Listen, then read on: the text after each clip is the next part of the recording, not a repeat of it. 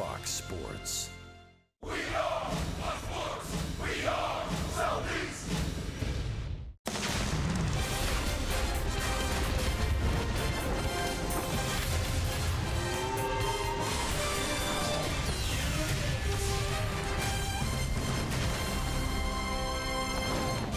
Well, Ernie Banks, this one's for you. Indeed, it is a beautiful day for two. This time at Citizens Bank Park and the home of the Philadelphia Phillies, where the Braves, as Joe said a moment ago on Braves Live, have two chances to pick up their first victory against the Phillies here at Citizens Bank Park. Hi again, friends. Chip and Joe. The rain delay came yesterday, perhaps just the tonic for Atlanta. Try to snap this long, frustrating streak against the last place Philadelphia Phillies. In game one, Joe, R.A. Dickey's got the ball. Perhaps the knuckleball will be knuckling, and the Braves can knuckle under and knock off the Phillies. Well, we'll hope for a little bit of breeze. We've had some wind here in Philadelphia during this visit to the city of brotherly love, but they haven't been very brotherly. Boy, all season long, the Phillies have handled Atlanta.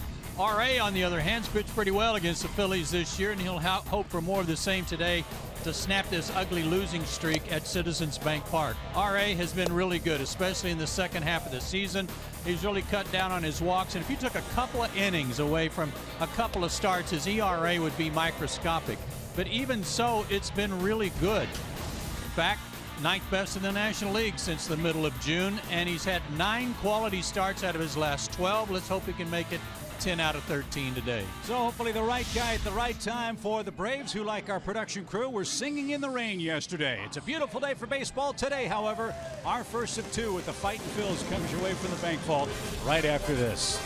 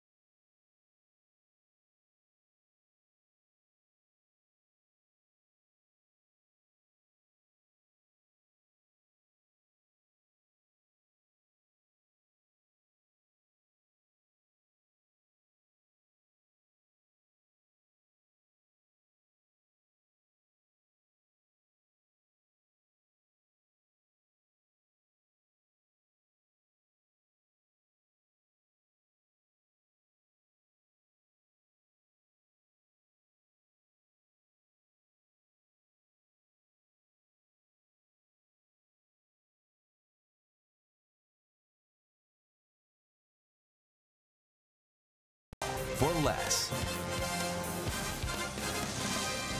Just a few puffy clouds overhead in Philadelphia. Gorgeous afternoon for baseball. It's a doubleheader, a traditional doubleheader. Game one featuring the Braves and the Philadelphia Phillies here on a breezy, beautiful Wednesday afternoon. Atlanta will take aim at Jared Eichhoff, a man that's had good luck against the Braves like so many of these Phillies on his home mound. He is a big horse, too. 27 years old, 6'4", pushing 250 out of Evansville, Indiana. You see the record 3-2 in his career with an outstanding ERA. He's already made 4 starts against the Braves this year, so they ought to know a little bit about him. 1-1 with a 2.91 ERA, 21 2/3 innings. He's walked 6 and struck out 20. 90 to 93 fastball, a curveball that is as good as anybody you want to see, and a slider. So this is the Braves lineup that Eichhoff will feature in game one, or face I should say. Braves at 57 and 72 on the year. Ender and CR2 will lead off the Toyota starting 9. Brandon Phillips hopes to get number 2,000 today. Freeman, Markakis, Suzuki, Matt Adams in left field. Ozzie Albies at second, Swanson at short. Dickey will pitch. Kurt Suzuki catching because Tyler Flowers was placed on the DL. Kelsey will have more on that a little bit later on in the broadcast. Ender and Ciarte ready to go for Atlanta. Ender had a couple of hits in the first game of the series, so he's 2 for 4. And Ender's play, batting .301 for the year. And Eichhoff's first is on the way, and it missed, ball 1.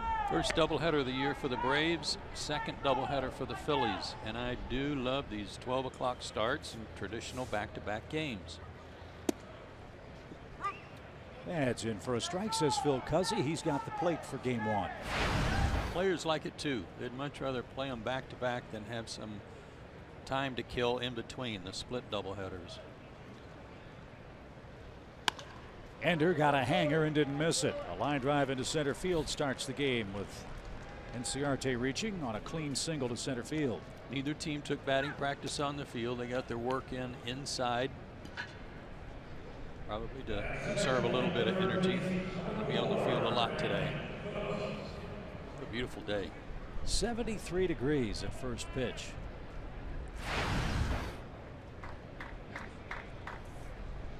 So here's Brandon Phillips chasing his 2,000th hit. Brandon had 2 hits and an RBI the other night. And he's riding a 13-game hitting streak.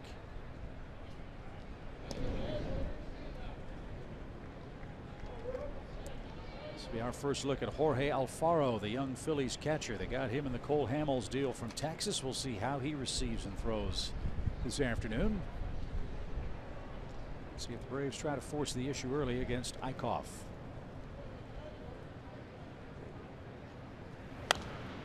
Popped up back toward us and out of play. Brandon Phillips' hot streak is our Georgia lottery feature. It's not just 13 hits either in a 13-game streak. He's been piling them up. Great numbers against the Phillies for the year. You mentioned Alfaro from the Rangers. So did Eichhoff. He came in that deal too.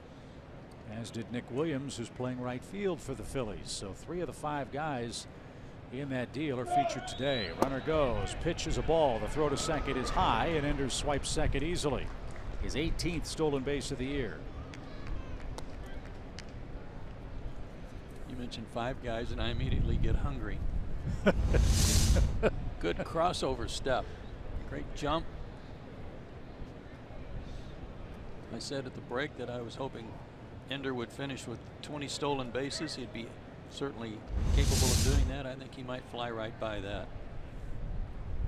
So a chance for a hit and an RBI for Phillips now. 1 ball, 1 strike.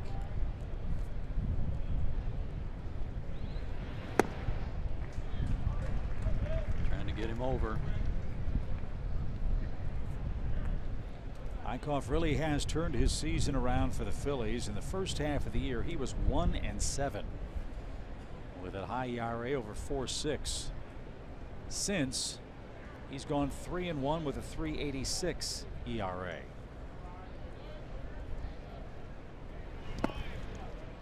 And That's an important stat for Eichhoff, because if there's one thing about the Phillies they have accumulated, it's a lot of young pitching. But a lot of those young pitchers have not answered a whole lot of questions for them, other than Aaron Nola, who's going to be the top of the rotation guy for this club, it would appear. They've lost Vince Velasquez for the rest of the season. He has great stuff. You saw that 4-0 record. It's the first time in Eichhoff's career that he's won 4 straight decisions. 2 balls, 2 strikes. And Phillips with a shot into center field. There's the base hit, number 2000. Here comes Ender around to score. And somebody throw that baseball to the Braves dugout. Brandon Phillips joins Nick Markakis as 2,000 hitmen for the Braves this year.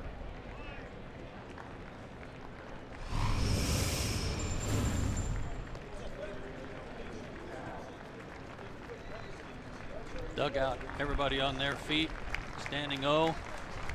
Fans here being made aware of it.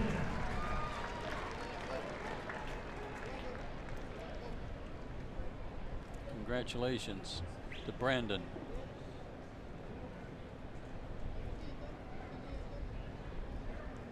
What an accomplishment for Brandon Phillips as he puts the Braves in front. I can't imagine getting 1 major league hit, much less 2,000 of them. And Phillips now with a 14-game hitting streak. Amazing. He told Dave O'Brien of the AJC the other day that he said, I really don't want to know how close I am. You just told me that I'm within 3, so now I know, but I don't really want to think about it or talk about it too much until I get there, because he said baseball is a crazy game and anything can happen. You might remember Freddie Freeman was closing in on 1,000 hits. Then he got hit with a pitch and missed 40 some odd games. As he's the man in the box now. 1 ball, 1 strike.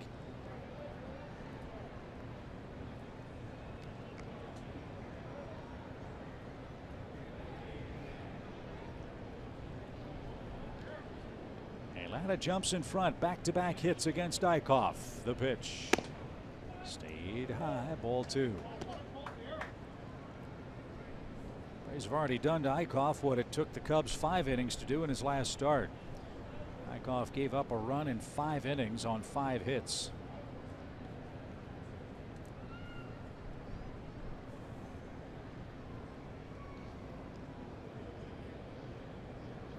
As much trouble as Freddie's had with the Phillies this year, it hasn't been because of Eichhoff. He's had good numbers against this right-hander, 7 for 21, couple of homers.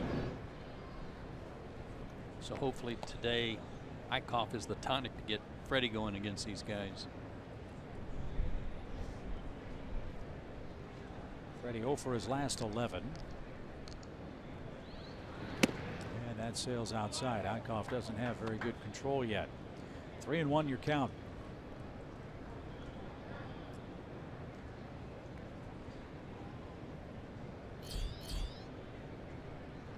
Nick Markakis hitting cleanup, waits on deck.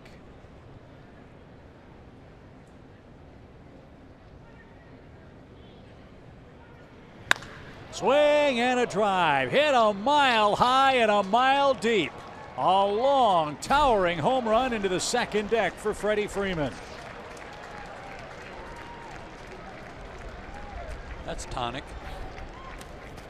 That's tonic for what ails you, whether you're Freddie or the Braves, to get an early lead on the Phillies.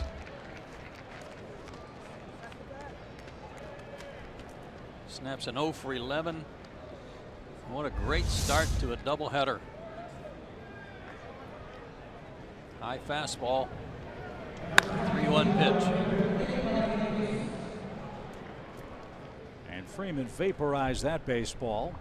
Eichhoff has yet to retire a hitter. Atlanta's ambushed him for 3 runs in the first inning. And Nick Markakis, the next Braves hitter. It's funny, I was talking to Freddie in the elevator today at the hotel coming down, and I said, did you sleep well? And he goes, I never sleep well before day games. I have a horrible fear of oversleeping, constantly checking the clock.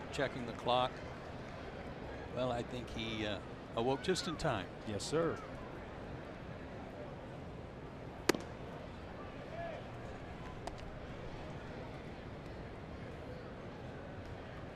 runs had Eichhoff given up the Braves all year? Can't be many. 10.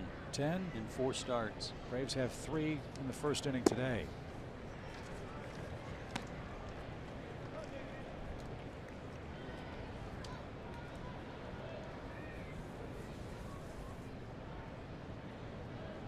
One ball, 2 strikes.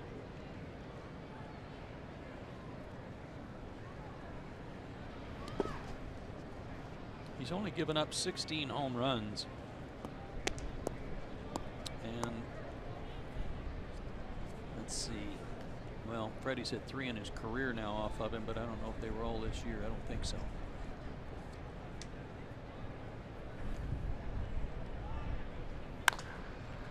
That's skied toward left. And that is playable for Hoskins, who has the glasses on, makes the play, and Markakis the first out.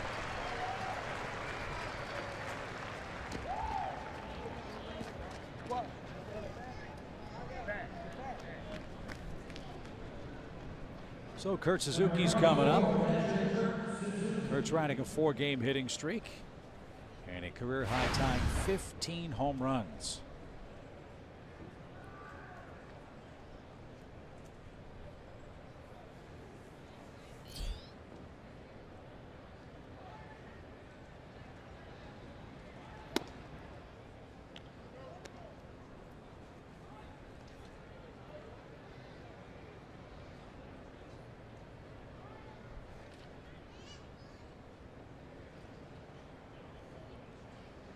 One-oh pitch is bounced foul. You wouldn't think that Eichhoff would be bothered at all by the rain delay. He was scheduled to start today anyway. Mark Leiter was going to be the man that pitched last night had we not been rained out. Instead, he's got the Game 2 assignment for the Phillies. He has not been sharp. Already 20 pitches, 3 runs in. And he caught that line drive from Suzuki for the second out.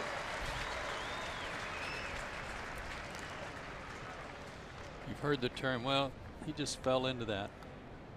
That's kind of what Eichhoff did here. He kind of fell into that catch and his follow through.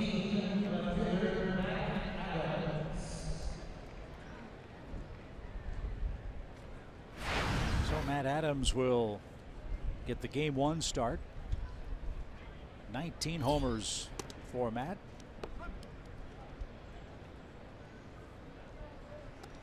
18 of those 19 long balls have come with the Braves. He's 1 home run away for the most home runs by an Atlanta Brave acquired during the season.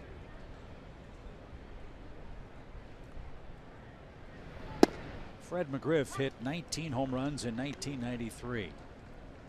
That year for the Braves.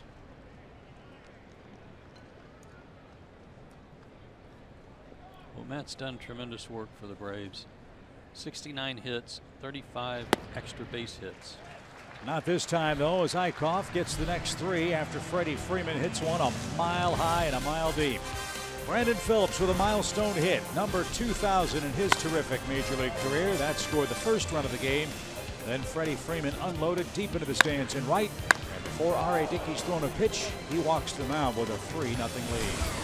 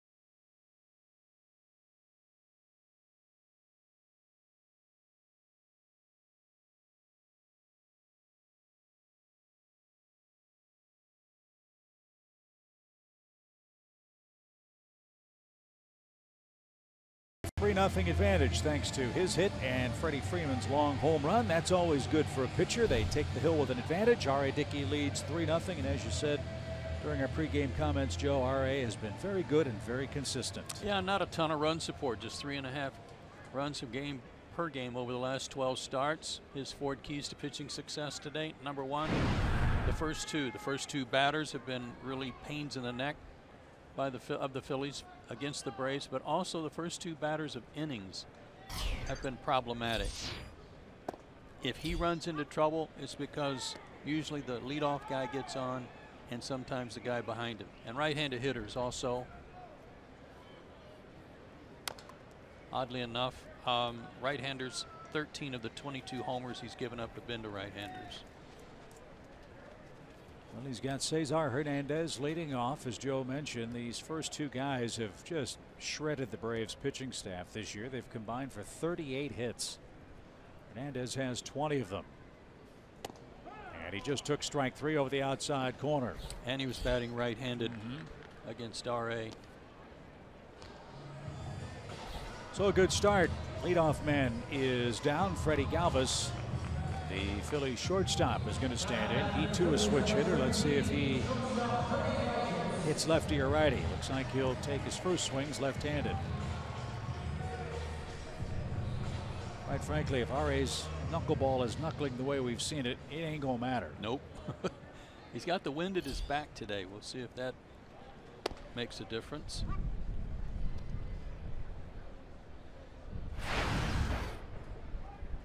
Galvis with a .256 mark, 11 homers. And he continues to make great defensive plays against the Braves up the middle.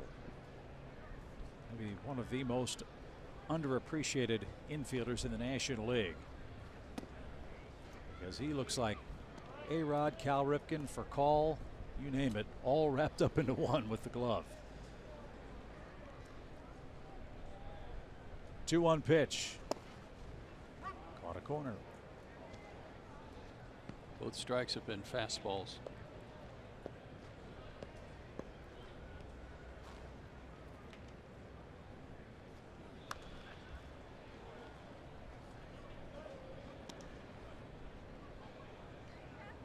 Dickey has been tough on the Phillies. 16 strikeouts and 14 innings of work, only 1 earned run.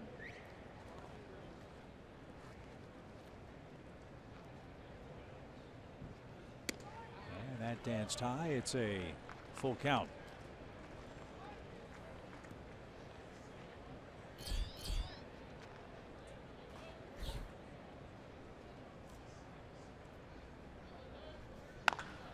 That's pulled to first. Freeman says he's got it. He does. And there's the second out.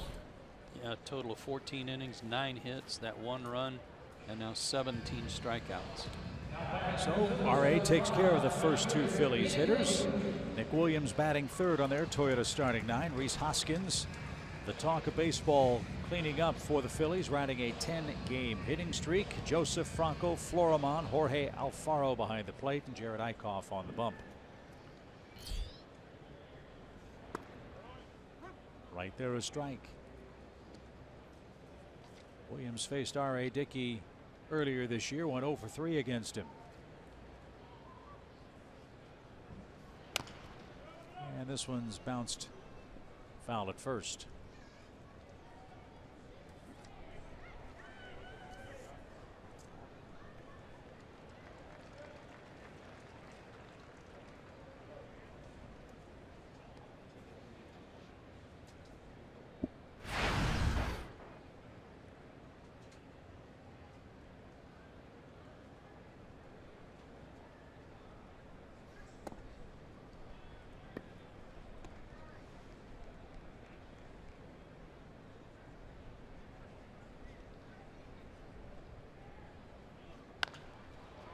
Line drive to right, and Nick Markakis slides to his knees to make the catch. Williams retired. R.A. Dickey has a shutdown inning. He gets the Phillies in order at the end of 1.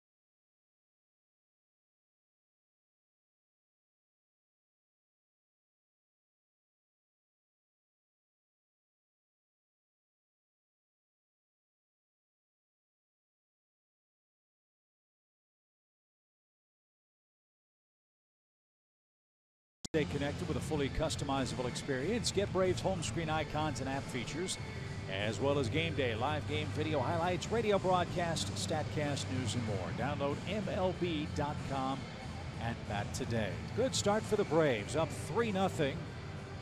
Brandon Phillips with his 2000th hit. Freddie Freeman with his 4th homer against the Phillies this year gives Atlanta a 3-0 advantage. Now Albie Swanson and R.A. Dickey are coming up against Jared Eichhoff. It's been real fun watching Albies and Swanson hit 7th and 8th at the bottom of the Braves lineup of late. This one hit in the air towards center. And Florimon battling the sun, and Williams darted in and made the grab.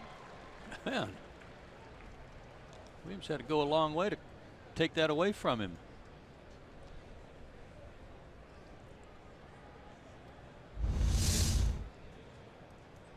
Florimon shading his eyes a little bit, but look out. Nick must have a put-out clause in his contract. He's trying to pad those stats here before October 1st. No harm, no foul as Albies flies out. Here's Dansby. He's hit safely in 14 of his last 17 games. And backs away from a breaking ball. 71-mile-an-hour curveball.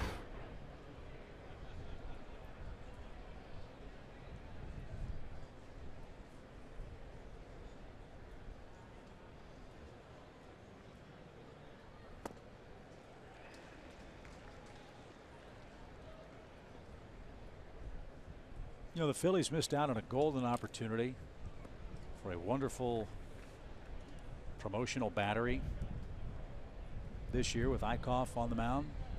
First, the 0-2 pitch.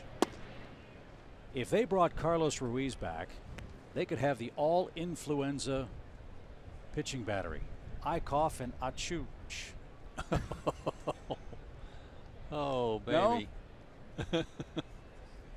Just saying. 1-2 pitch. I mean, cold and flu season's right around the corner. That would sure be is. Great awareness for the fans. I'd suggest you get a shot right away, of some kind. Just think, buddy, you only got 6 more hours. 2 balls and 2 strikes. Not close. He does not look comfortable.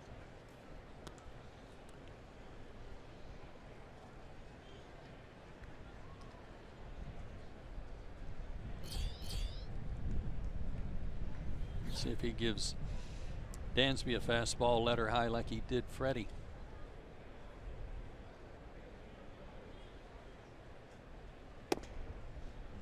Ball 4. Ooh, it looked like Phil Cuzzy was going to raise the right arm. I thought he was. Philly dugout thought he was. Like he was stepping back to ring up.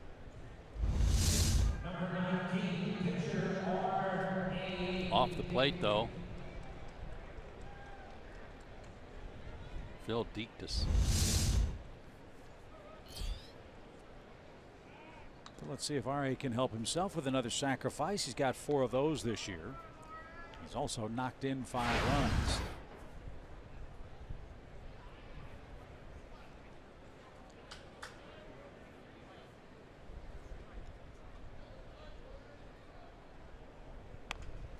He pushed the bunt to first. It's perfect.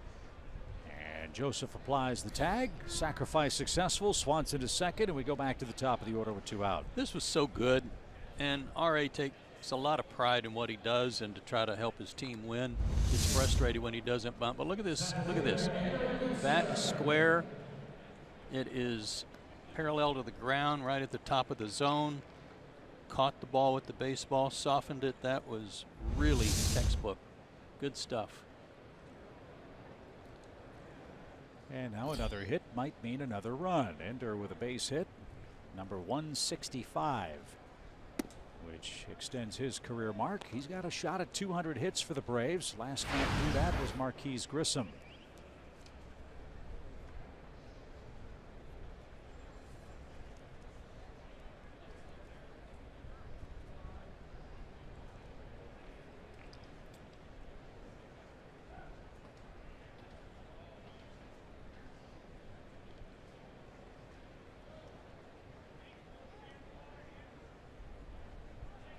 1 ball, no strikes. Fly ball hammered toward the gap. That's going to get down for a base hit. Dansby will score again, and Atlanta leads 4-0. Ender already having a great day, a multi-hit game. He scored a run, stolen a base, and now he's knocked one in. And we've only played 2 innings, an inning and a half. Left something up and out over the plate. Gotta love those 2-out RBIs. And successful pitcher sacrifices. So Zaxby's indescribably good player today is Ender Inciarte. He might be first in all of those categories were it not for Charlie Blackmon of the Rockies. Just keeps on getting multi-hit games. You know, watching a replay of Brandon's base hit, I think it was very poetic almost that it could get a hit like that because he was still trying to get Inciarte over to third base. He just kind of looped it out there. This one popped up. And Hernandez backpedals, says, Nick, get out of the way. And Hernandez puts that in his back pocket, and that retires the side. Atlanta cashes in a 1-out walk and leads 4-0 in game 1.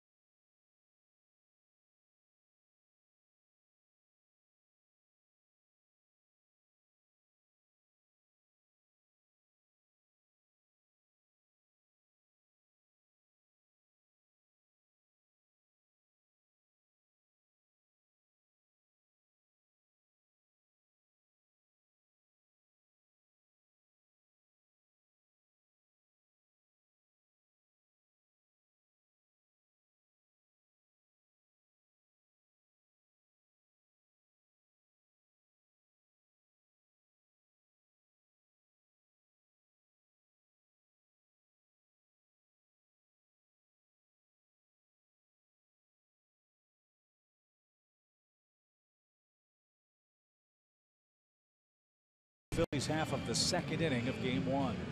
Rhys Hoskins will lead off for the Phillies, and even more important when you got a slugger up there for R.A. Dickey. But take a look at this. When I was talking about the first guys leading off an inning against R.A. Good batting average, but an excellent on-base percentage. And on many occasions, especially in recent starts where he's had only like 1 bad inning, it's because the first 2 guys reached that inning and that the opponent parlayed that into a nice inning and sometimes a big inning. That first guy really important to R.A.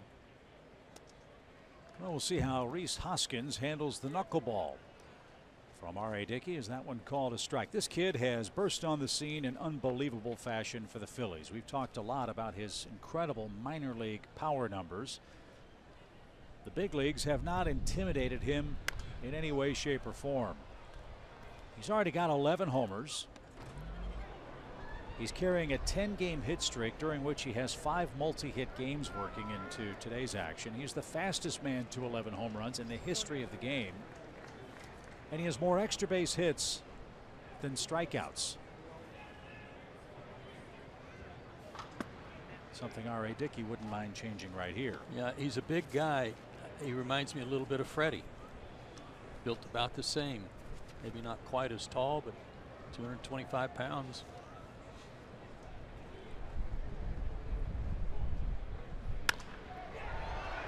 Fly ball toward left. Matt Adams comes in and makes the basket catch at the belt. Wind is blowing in, so balls that are hit high in the air are going to come back to the infield. Yeah, and they're looking straight up in the sun. I don't think Ender saw that till very late. That was a nice save by Matt Adams. See, Dansby's going out and he's trying to look up and shade his eyes. He had very little chance, and then Matt realized it's all on him. Nicely done. Doesn't matter how pretty it is, just how effective it is. And Dickey's retired the first 4. Here's Joseph. 19 home runs for Tommy Joseph and a .239 average. It's also an example of how you better run them out today. You never know what might drop.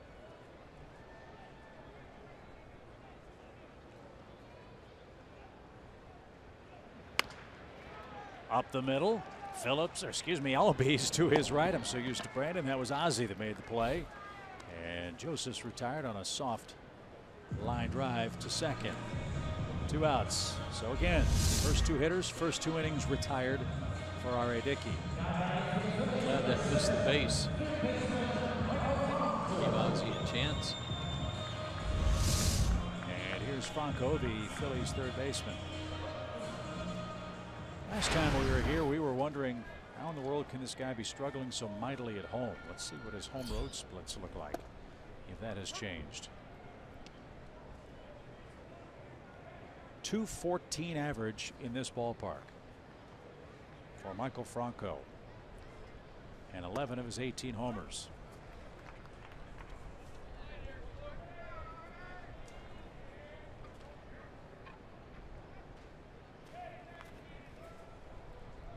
No balls, 2 strikes.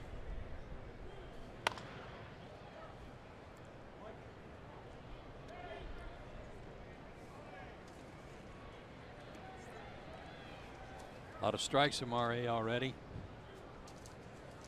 8 called strikes.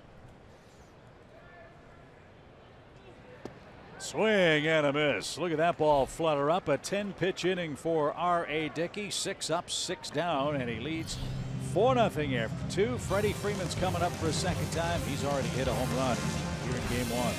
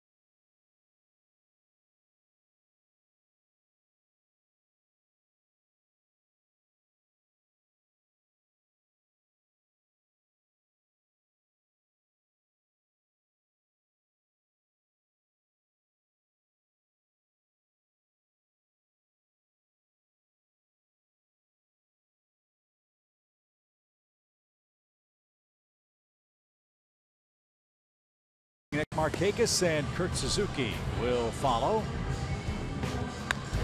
And Freddie's day off to a great start. One of the longest home runs we've seen him hit at Citizens Bank Park. Not the longest, though. No. His first big league homer might have been the longest we've seen him hit here. And it was his first home run since the home run he hit off of the Rockies on August 17th. So Freddie snaps his 0 for 11 with a long homer and takes upstairs ball 1. His first homer was off Roy Halladay, if memory serves. If you're going to hit home run off anybody in the big leagues, a guy as good as Halladay is an incredible accomplishment. This one's hammered toward left. This one is off the base of the wall. Freddie's on his way to second. The throw there is an eyelash late. Back-to-back extra base hits for Freddie Freeman, who is line to line at the plate in game one so far. Isn't that great? Homer in the second deck, double to left field off the wall, breaking ball. That was more like a slider. Nice throw by Hoskins here. Played it perfectly off the wall and then put a throw right on the bag.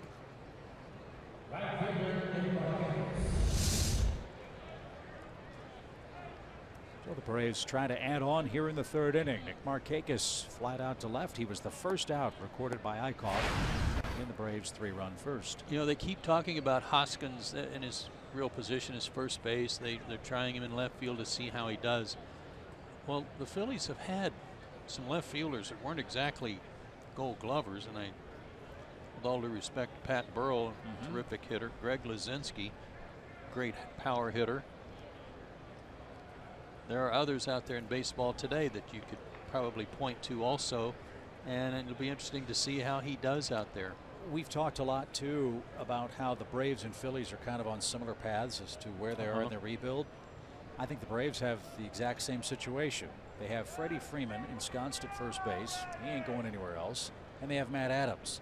Phillies have Tommy Joseph, who can really only play first base, and they've got Hoskins, whose position is first base too. How do they manage that combination for Pete McCann? What do the Braves do with Matt Adams? Well, there's probably a lot of pressure on Tommy Joseph, hitting .239, and he feels it.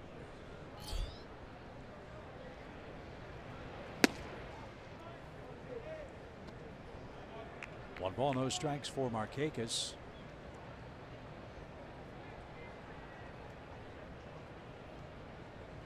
Nick's enjoyed hitting against the Phillies this year. 10 of his 65 RBIs have come against the Fightins, and Eichhoff missed again. Ball 2.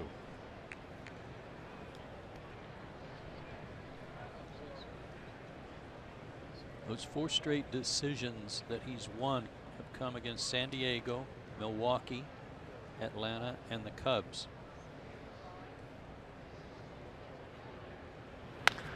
Ripped foul past first. Speaking of San Diego, they continue to play good baseball. Pulling for those guys to have a good finish. I know they've already got an X next to their name, but they have 58 wins. Braves have 57.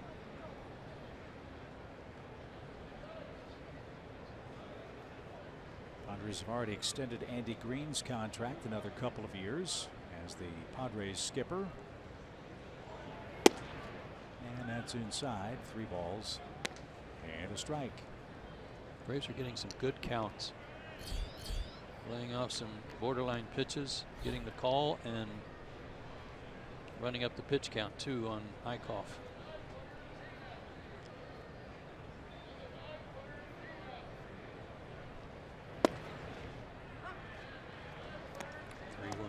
Off-speed pitch.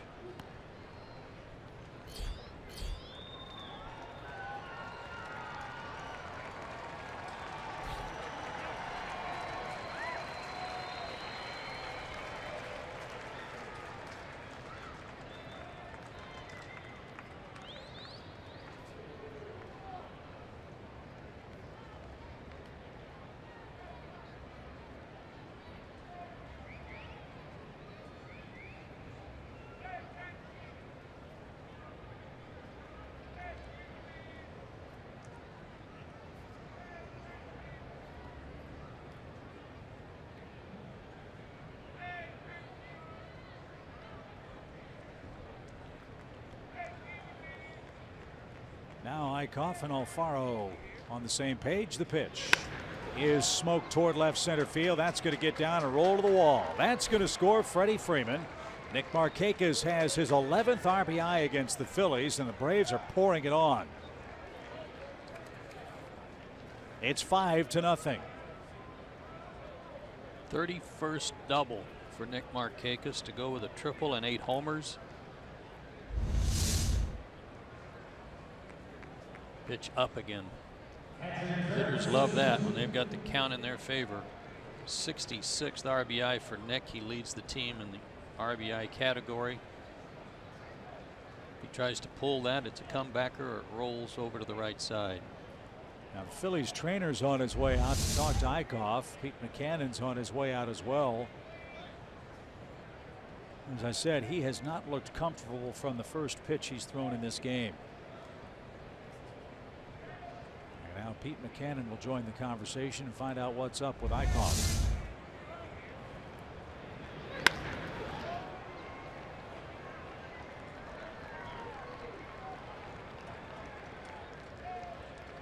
And that's it. He's coming out of the game.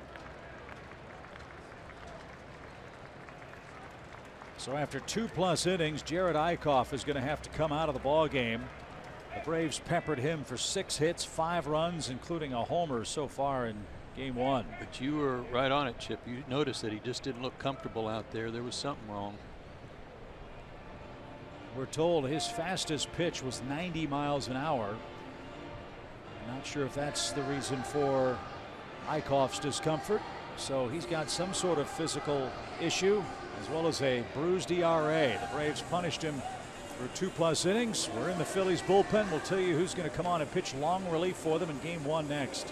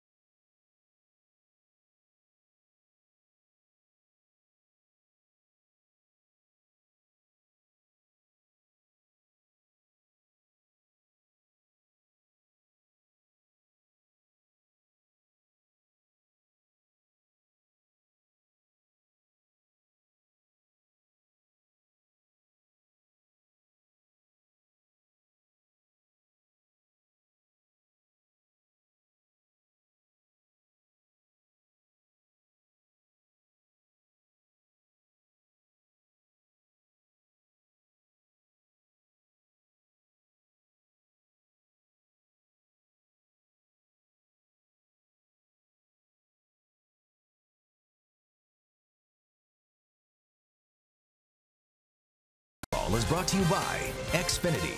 Xfinity delivers the fastest internet and the most Wi-Fi coverage throughout your home. And by Delta Airlines. Jared Eichhoff had to leave with some issue for the Phillies. The Braves touched him up for 5 runs in 2+ innings. He will now be replaced by Jason Terrien, the youngster from Montreal, Quebec, Canada, who's on for the 14th time out of the Phillies bullpen this year. And he's been getting rocked lately. His last 3 2/3 innings, he's given up 7 hits. 3 of those were homers and 7 runs with a walk. An ERA of a little over 17 in his last 3 2/3 innings. Low to mid-90s fastball and a slider.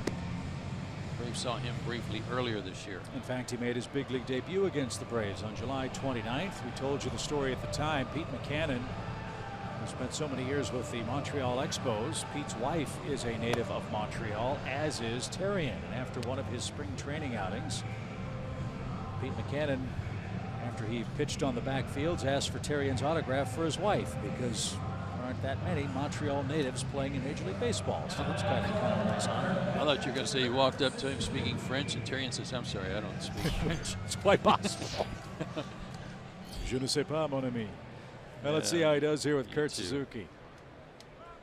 I catch you. Right on.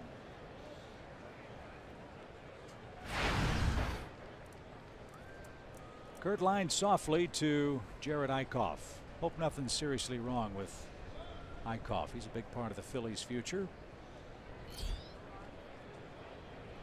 They've had enough injuries with their young starters. Fly ball to center.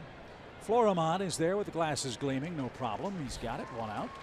Good start for Terrien to get the first man he faces, Kurt Suzuki. That brings up Matt Adams.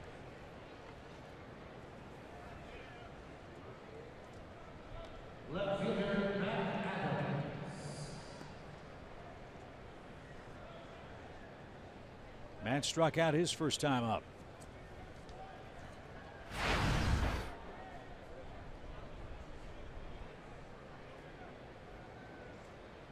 Three in the first, 1 in the second, 1 so far in the third for the Braves, who have a 5-0 lead.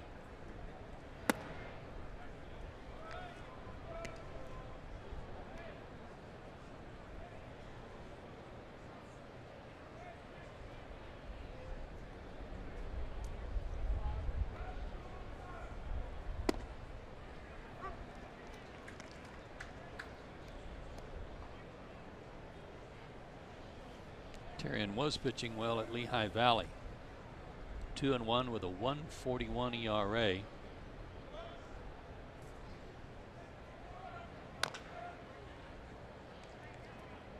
And he had 9 saves. He'd only given up 1 earned run in his last 19 innings before he was called up.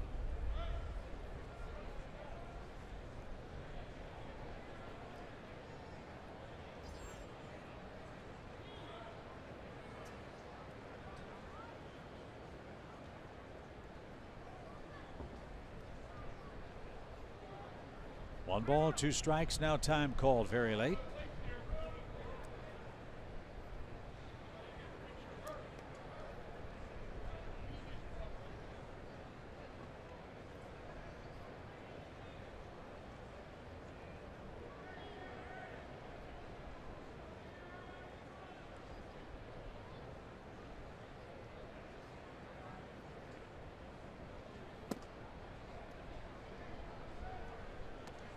And now 2-2.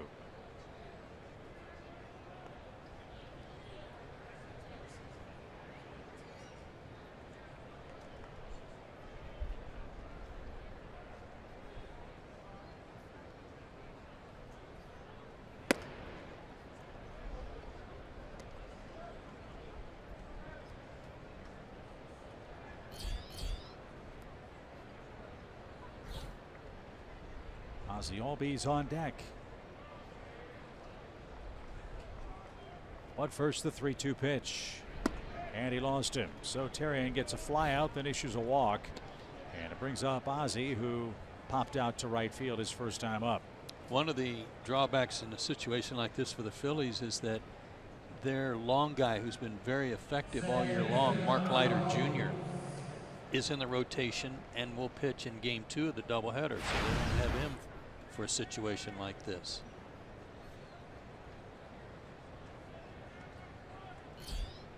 So they need Terrien to go as long as he can and hope the Phillies bats can come back. A strike. Well, it's a worst case scenario for a manager Yeah. when you're facing a doubleheader and your starter only goes 2+ innings.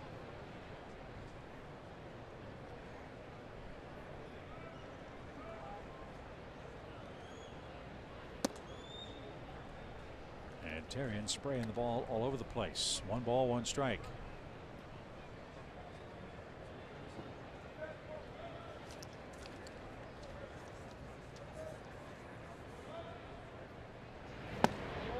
Swing and a miss. Both teams travel after this game. The Phillies are headed out for a very long road trip. 11 games within the division. 4 in Miami, 3 in New York against the Mets, and then 4 with the Nationals at Nationals Park. Braves head to Chicago for the start of a 4-game weekend set tomorrow.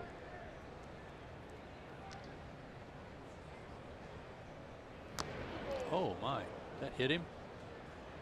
It was going to. I think he fouled it off his body. That was in self-defense. And Jeff Porter's going to come out and take a look. Where'd this get Ozzie? Oh yeah, right off the knee. Pulled it right into his knee.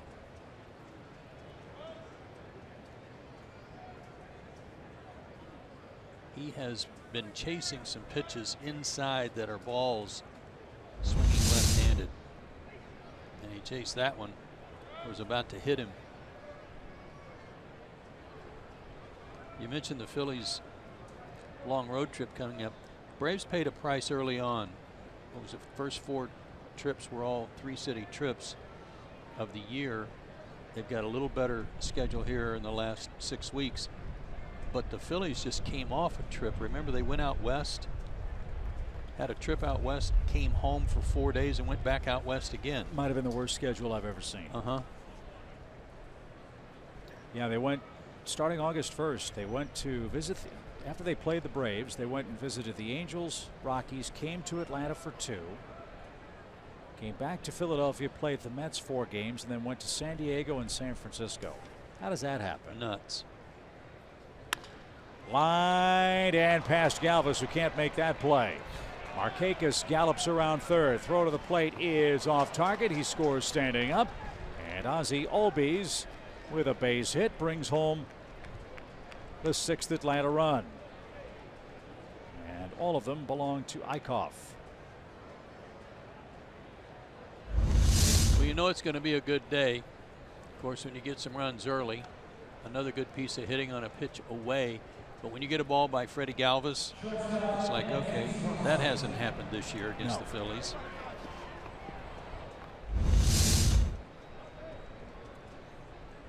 So the Braves have scored in every inning. 6-0 in the 3rd in game 1. Here's Dansby. He walked and scored. Back in the 2nd.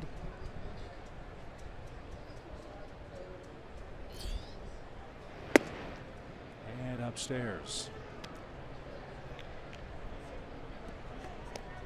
11 RBIs for Albies and 90 at bats. Not bad. He's still flexing that right knee as he takes his lead at first base. Keep an eye on that.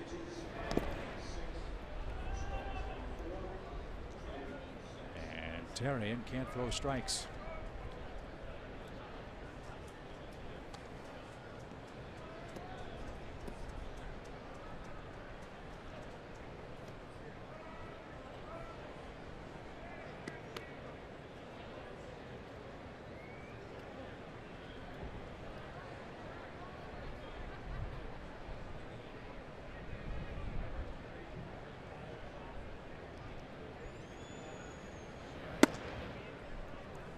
Had that graphic earlier showing R.A. Dickey getting about 3.5 runs of support in recent outings, and today he's got 6 already.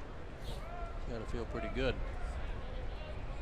Yeah, I would think he has the luxury now with the wind blowing straight in. As Terrian walks another man, he can throw the ball right down the middle and say hit it as far as you can, because the hitter's going to have to provide the power with the knuckleball. Now R.A. can really help himself. He's got the bases loaded. As Terrian's walked his 2nd of the first 4 hitters he's seen. They've got another guy in their bullpen if they need to go to somebody else that was a former starter, and that's Adam Morgan. But I don't know if he's stretched out enough to really give him long relief.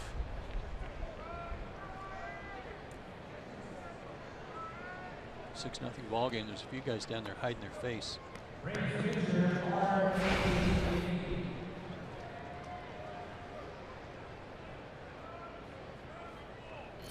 R.A. laid down a sacrifice his first time up. And almost got hit. Well, if Phillies run out of pitching, they can always call Jeff Francoeur. You know, he's ready to pitch at a moment's notice. Multiple innings.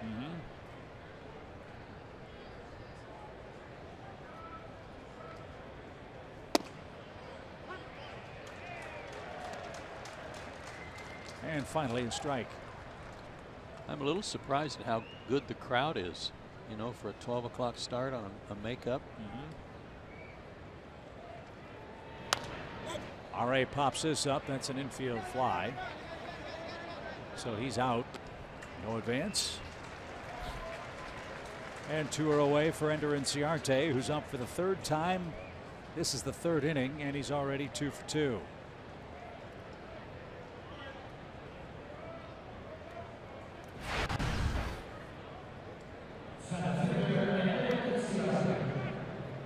So 166 hits for the Braves center fielder, his 49th multi-hit game.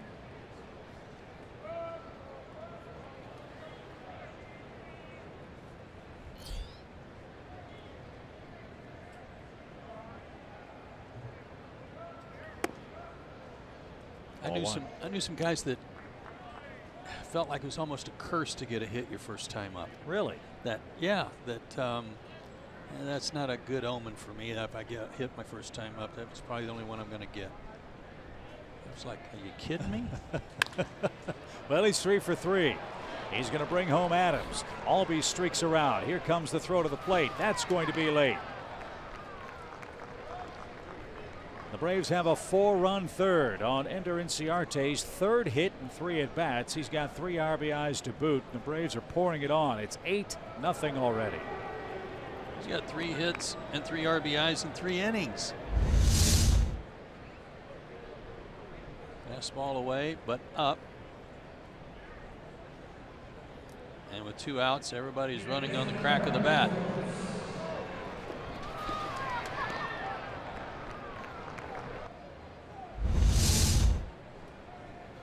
So Therrien continues to get whacked on his home mound. 2 more runs charged to him. The other 2 belong to Eichhoff. And Brandon Phillips with a milestone day, 1 for 2 with a run and an RBI.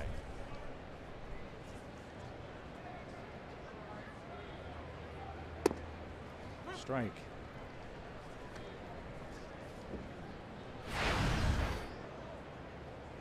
Therrien's now given up 9 earned runs in 4 innings in 5 games on the homestand out of the Phillies pen. Howie. That's a good slider. 0-2. Brandon, the 9th man to hit in the inning.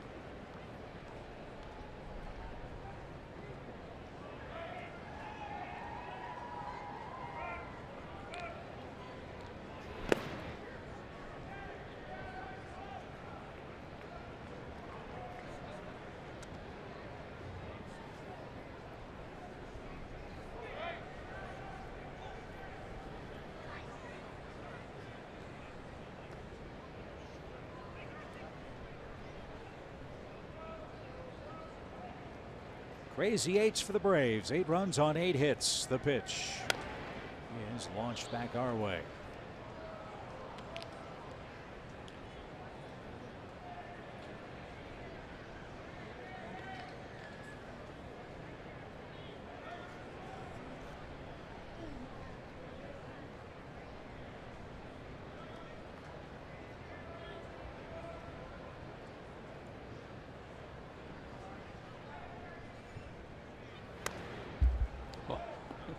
How did he fight that off? Right off his chin.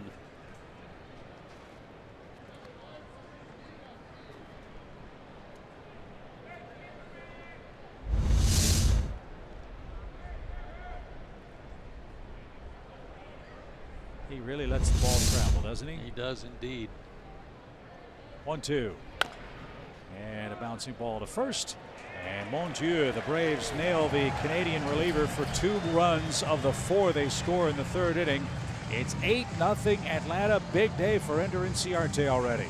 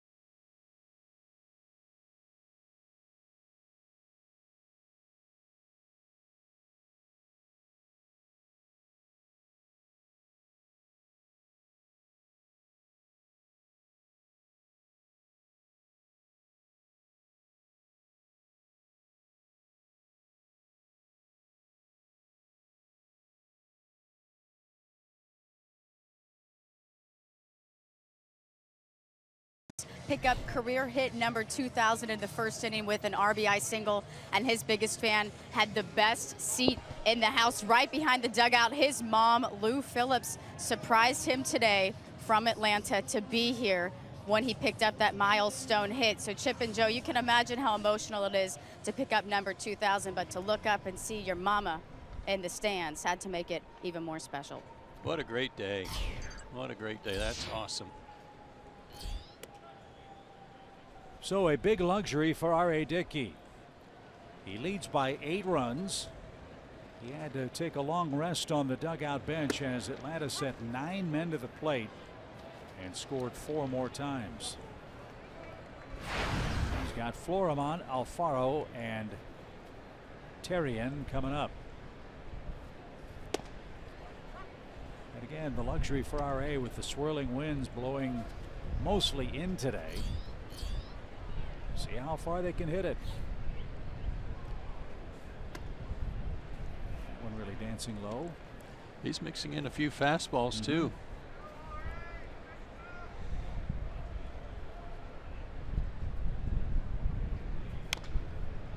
I mentioned earlier with Tyler Flowers going to the disabled list, I think it'll be interesting the next couple of turns to see how well R.A. Dickey and Kurt Suzuki work in tandem. They have worked together before, obviously, but when R.A. got on his real role, it was with Tyler Flowers behind the plate.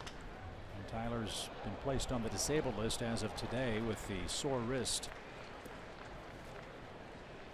I don't know for sure what caused the wrist issues, but some are saying that it might have even been a few weeks ago on a follow through of a swing that cracked him on the wrist.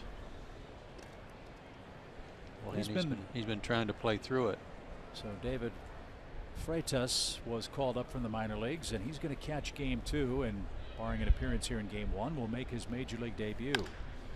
That's hit towards short. Dansby's got it. Gloves, grabs, guns, got him. 1 out. I was going to say Tyler is the master of the delayed injury. You might recall last year he got hit on the hand by, it was AJ Ramos, and then it took a couple of weeks before the discomfort became so great that a fracture was revealed in his hand.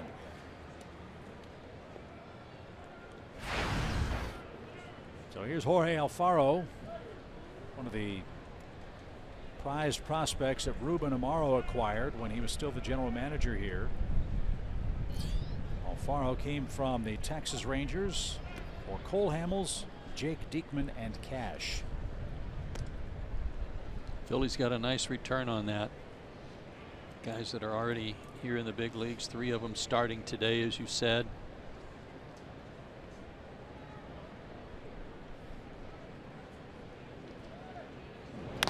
Ooh. And a liner into center field. That's the first Phillies hit.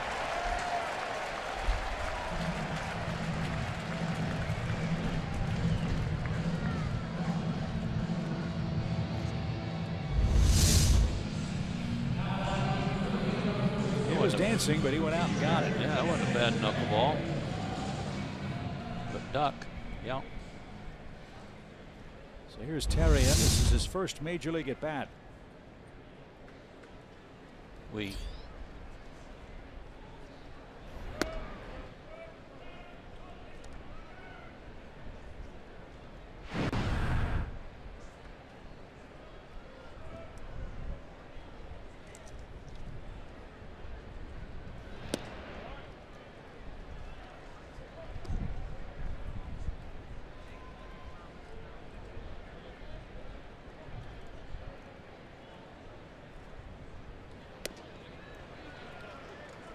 And R.A. has gone 3-0 to the pitcher. Threw a fastball too, or 1-0, and he thought he made a good pitch, didn't get the call. Need to throw 3 fastballs right down the middle here. I said he's going to have to throw 3 fastballs down the middle.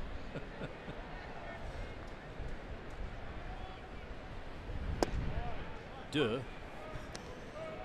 How do you spell that? D-E-U-X. It seems like a lot of letters for duh.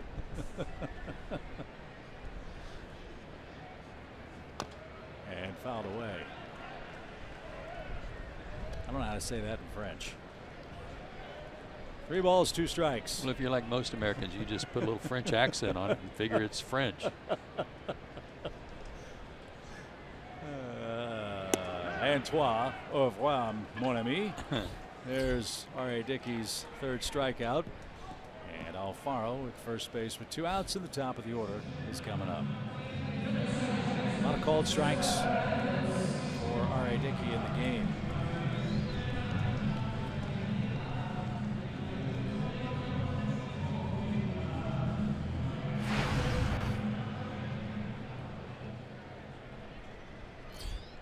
Hernandez struck out to start the game for the Phillies. Nice stop by Suzuki. I again think it's going to be interesting to see, speaking about the Phillies, how their lineup transforms from this year to next year, if at all. They are looking like the Braves for top of the rotation starting pitchers to help guide their young men that are already here at the major league level. Broken bat hit towards second. They have a lot of terrific infield prospects and a very crowded infield and outfield. They may be in a strong position to deal for what they need this offseason and beyond. There's another guy they're rumored to be interested in too. And we'll talk about that when we come back for the 4th inning.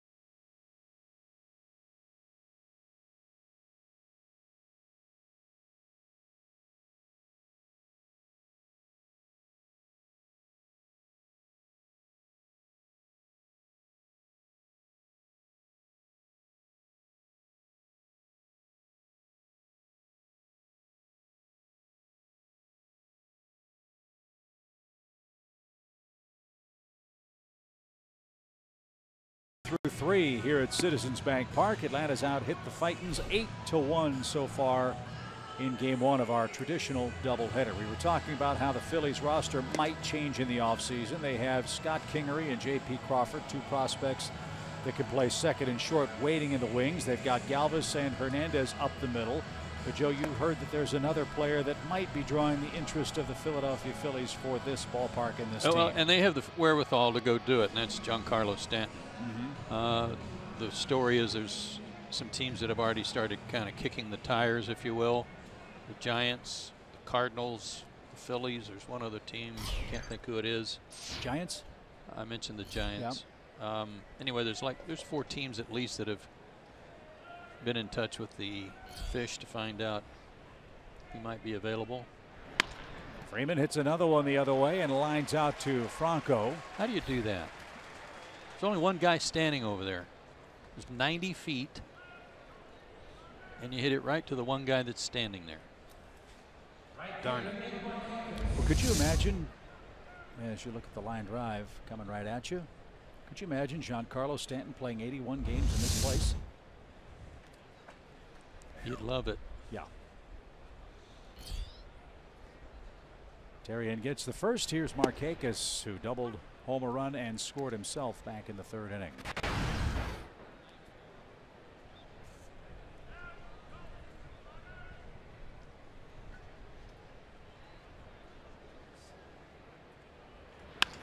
Lined again. Repeat performance.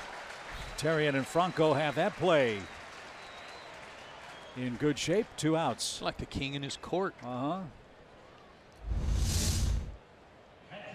Did you ever see that guy? I did.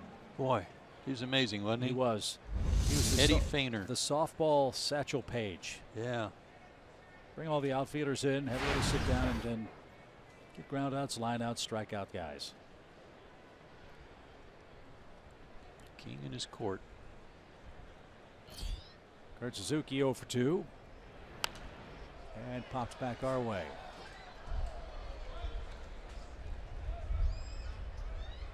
Both the Braves and Phillies rosters will look a little different in the next 48 hours. Rosters can expand as of September 1st.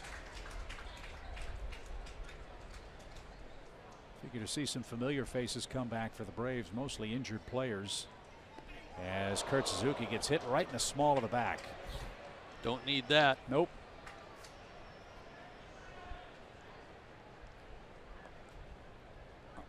It's amazing how many times the Braves catchers have been hit by pitches this year. He got hit in such a way that it almost caused his knees to collapse here. He had to catch himself.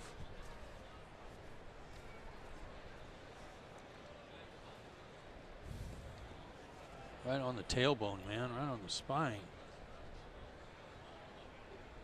Tyler Flowers has been hit with 18 pitches. Suzuki now joins him in double digits with number 10.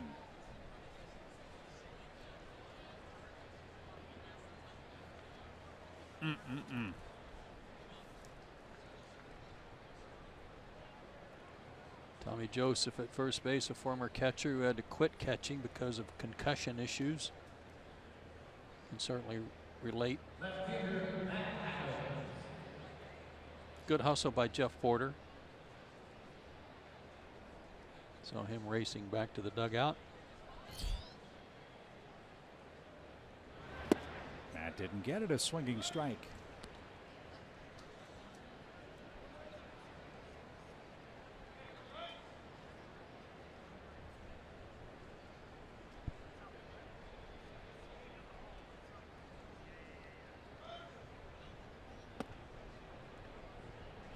I think the Braves will get Johan Camargo back at some point here, hopefully sooner rather than later. Ian Kroll a candidate to come back. Rex Brothers a candidate to come back when the 40-man rosters expand. Lifted high in the air toward left. Long run Hoskins near the line, reaches up and puts it away, and that retires the side. Kurt Suzuki hit by a pitch. He's left stranded in the top of the fourth, but it's all Braves in game one.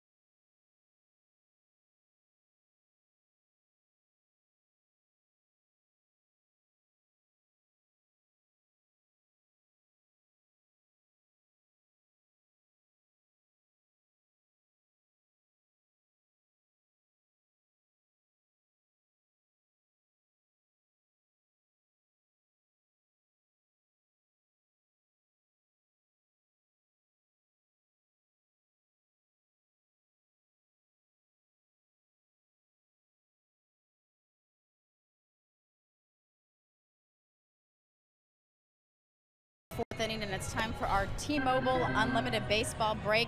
The Arizona Fall League rosters were announced yesterday, and when we tell you the Braves are sending a deep group of guys there, They sure are. 8 guys are being sent from the Braves organization. Some notable names are Ronald Acuna, Max Fried, Alex Jackson, Austin Riley, Anthony Seymour, Touki Toussaint, all names that we've heard of and talked about all season. Now that season for the Arizona Fall League does start on October 10th. That will not prevent guys from being called up from September call-ups, but Chip and Joe, one of the deepest groups the Braves have sent to that league in recent years. Freddie Galva swings the first pitch, flies it to center. Ender battling the sun. He's there, and he makes the play. And Galvis flies out. 1 up, 1 down in the 4th. I agree with you, Kelsey. This is a very deep Arizona Fall League roster.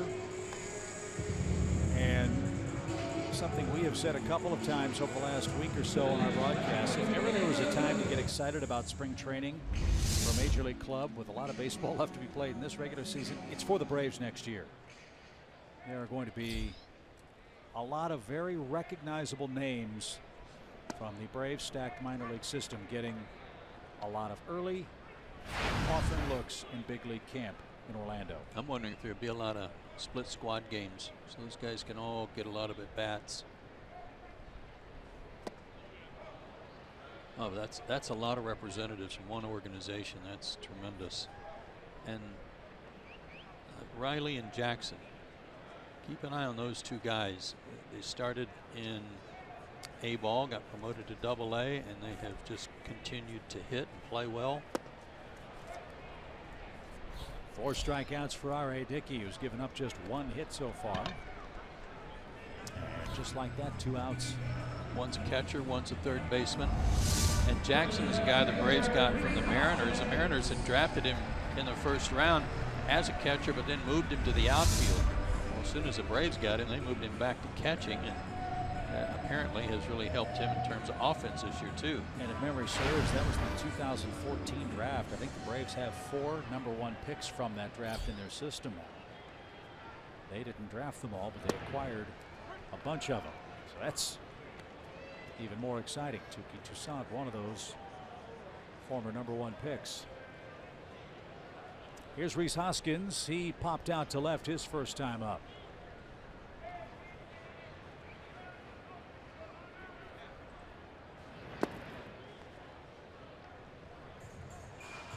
He had homered in 5 consecutive games before the Braves kept him in the ballpark 2 days ago here. Ridiculous minor league numbers for Rhys Hoskins. 38 homers, 116 RBIs at AA Reading last year. We had another kid, Dylan Cousins, also a big time power guy, but not nearly the plate discipline that Hoskins has. Dylan Cousins, an outfielder, had 40 homers and 125 RBIs at Reading, but struck out 186 times.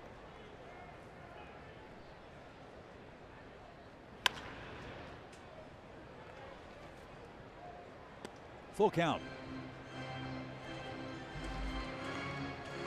85-mile-an-hour fastball. Got on it a little too quickly.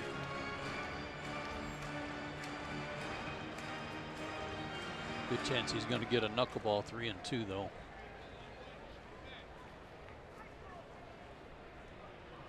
He did, and Dickey made him swing right through it. Another easy inning for RA. 3 outs on 10 more pitches, and we head to the 5th.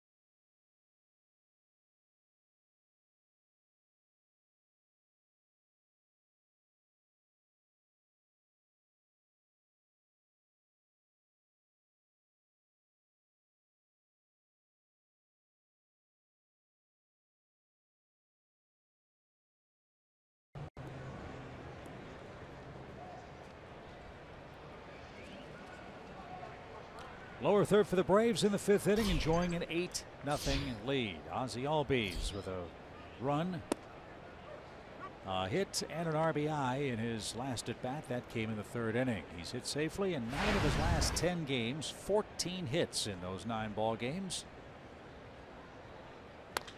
And he's got another base hit to center.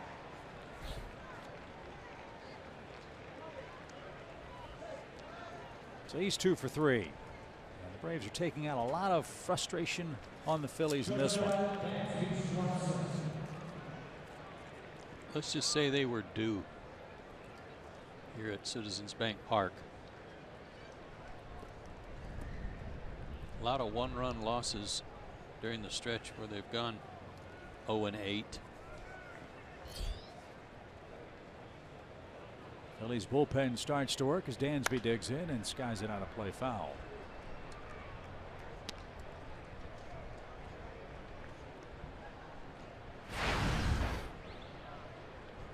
They start play today 15 games under 500, their lowest point record-wise of the season. Trying to change that with 2 wins in 1 day. Off to a good start in the opening game of this double dip. 2 walks, a run for Dansby Swanson. Not only is he getting his share of hits, he's getting on base. And his walks have been instrumental for Atlanta's offense. This one's popped up. Who wants it?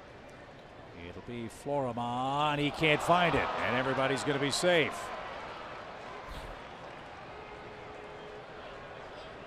Like I said, run them out. It'll be a tough day. That'll be a base hit for Dansby. He'll take it.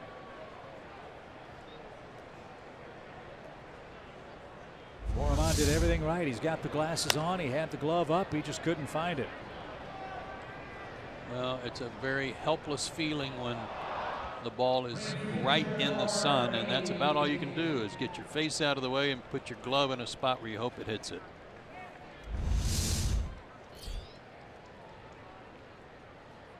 He's already laid down 1 sacrifice. He'll try to do it again here with 2 on and nobody out.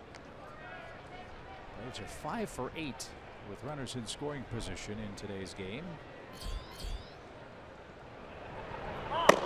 They chased Jared Eichhoff with 6 runs in 2+ innings. They've scored 2 runs off Terry N so far. And are looking for more. That's a called strike. It's 0-2.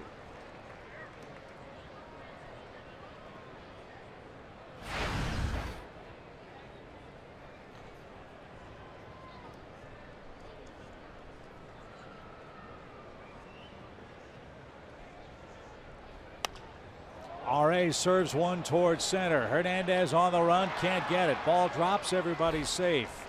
R.A. Dickey has a blue pit, and everything falling in for the Braves so far. Atlanta's got them loaded again.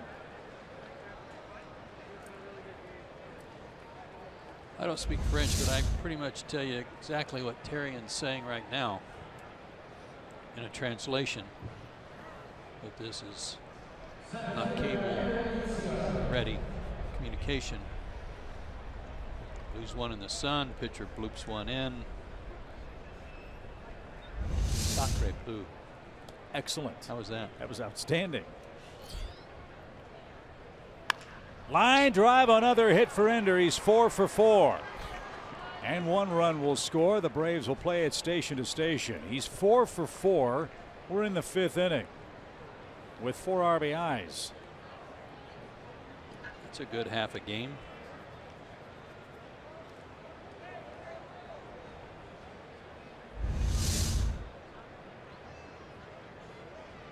Not a bad pitch. Running down and away from him, and again served it the other way.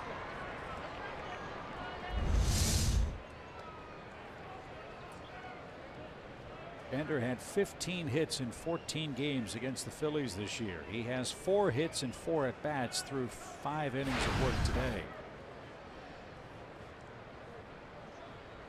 And 4 RBIs. He's already with 12 hits. The pitch. He's in for a strike. Pete Mackanin was sitting patiently in his perch on the Phillies dugout bench. He's standing now. He desperately needs innings out of Therrien, with another game to follow and his starter knocked out after 2.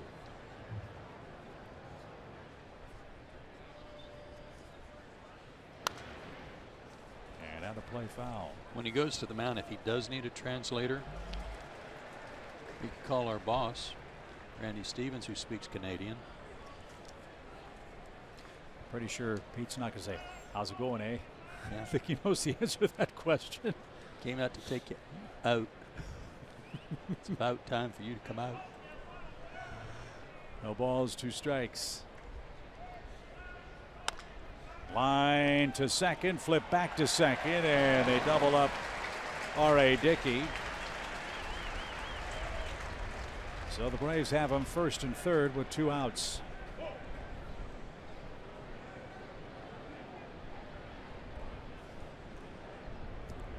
But now they've got Freddie Freeman to deal with.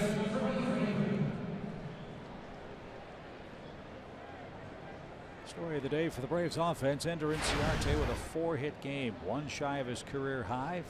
He had a 5-hit game on June 4th.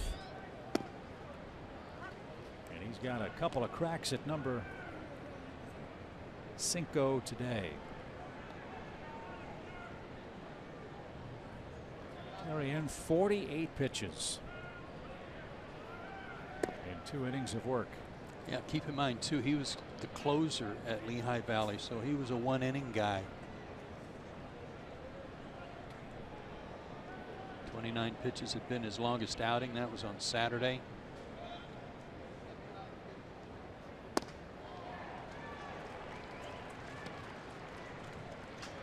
Couple of good pitches there to Freeman, has the Braves first baseman behind in the count. 1 ball, 2 strikes. Therrien continues to get roughed up. And that one's out of play left side.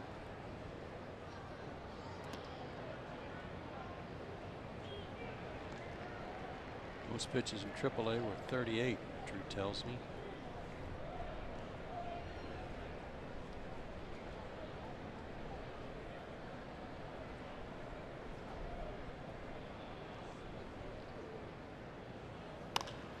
That's hit toward first, and that'll take care of the Braves, who pick up another run in the 5th inning against Jensen Therrien. Plus ça change, plus c'est la même chose. 9-0. Atlanta has the lead in game 1. Not a kid.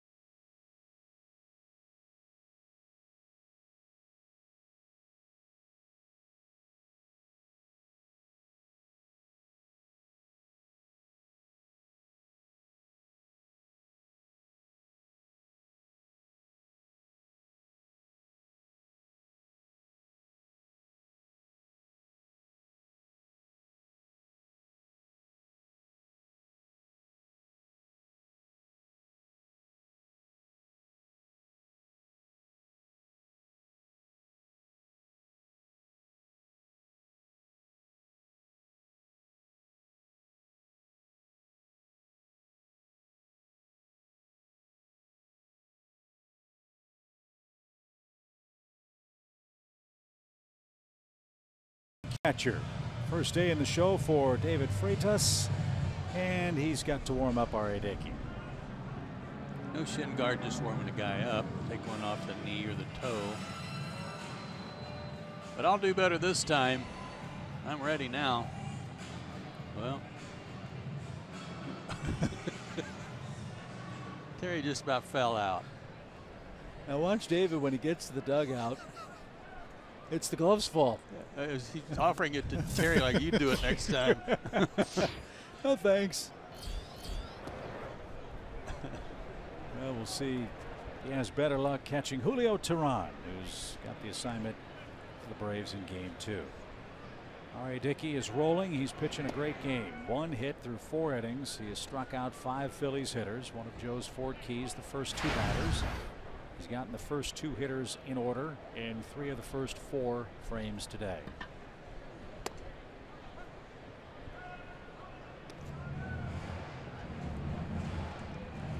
Joseph, Franco, and Florimon coming up for the Phillies.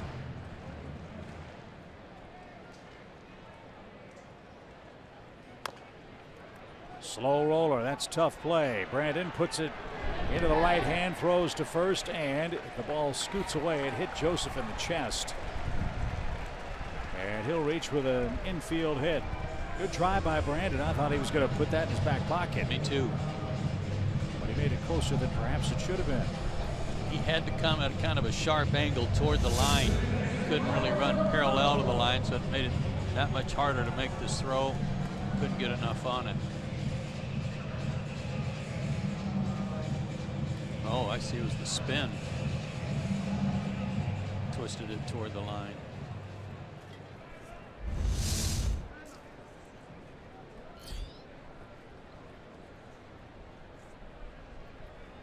Franco struck out back in the Phillies' second.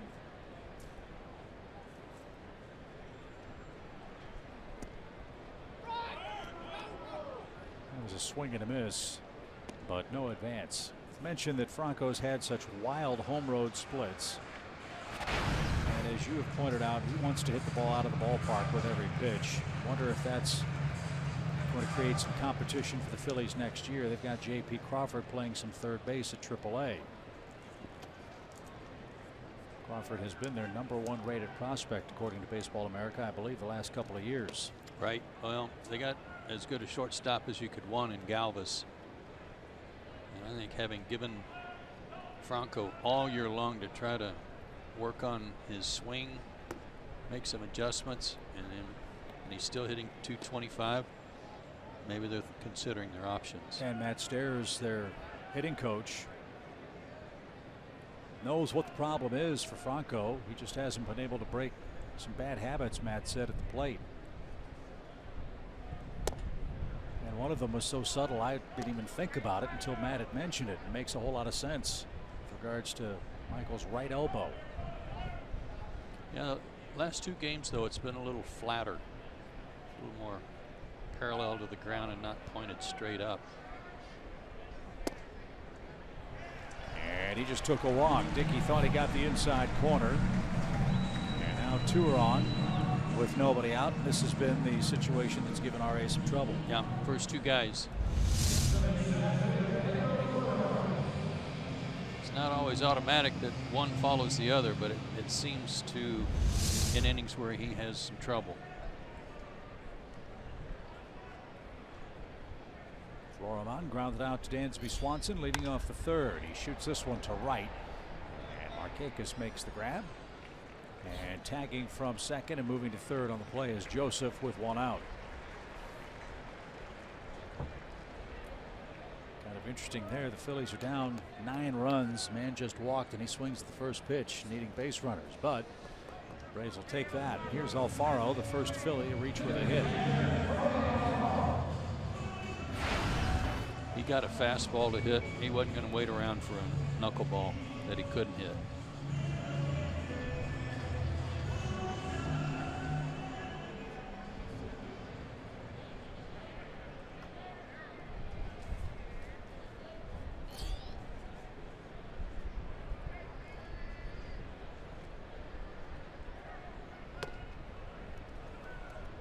Kurt seems to be moving okay back there after getting hit in the small of the back with a pitch.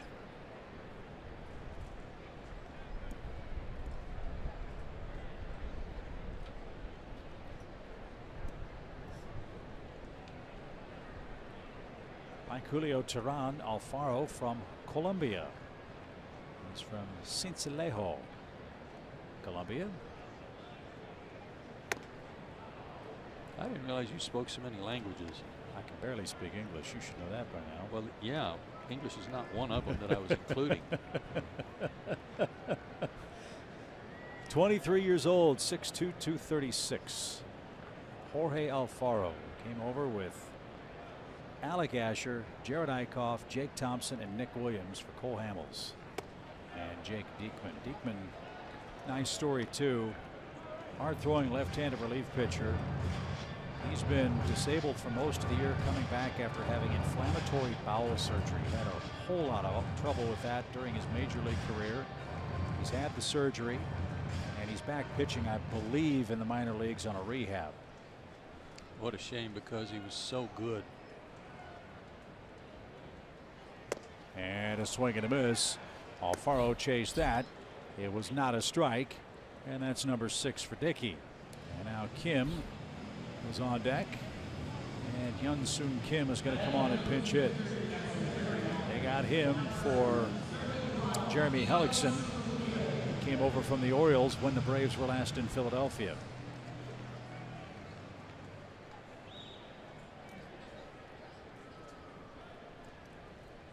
Nine is the strikeout high for RA for the year. That was 2 starts ago against Cincinnati. He did it in 6 innings.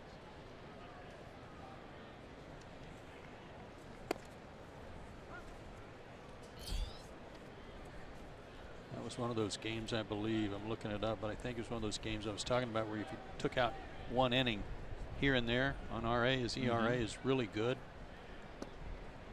And in fact, on that day, you'd had 5 shutout innings on 4 hits, and then in the 6th inning, first guy reached, next guy hit a homer, then an out, and then back-to-back homers. 4 runs just like that, and got beat 5-3.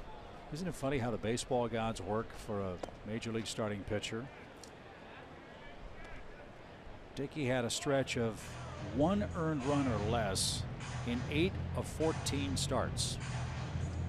He won 4 of those games, but he had 4 no decisions out of those 8 where he allowed 1 or less. How does that happen? And to your point earlier, he could very easily be 12-6. Yes. Instead of 8-8.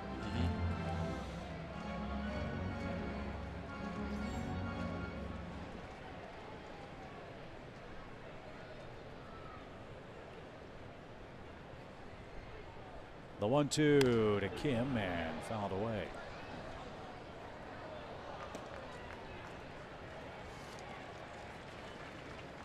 Cleveland and the Yankees have a doubleheader today. The Indians have jumped in front of New York 2-0. That's a big showdown series. The Yankees 4 games behind Boston. Cleveland 6.5 games ahead of the Twins and pulling away in the Central. And strike 3. Kim's retired, and Dickey has 7 strikeouts in 5 shutout innings and a 9-0 lead in Game 1.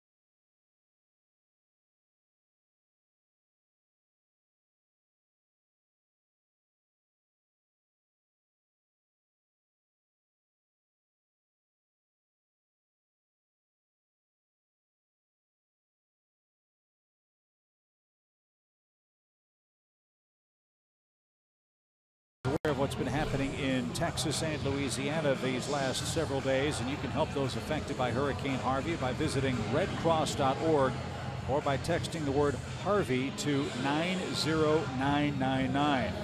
By doing that, you make a $10 donation. Your donation helps the Red Cross prepare for, respond to, and help people recover from this horrific natural disaster.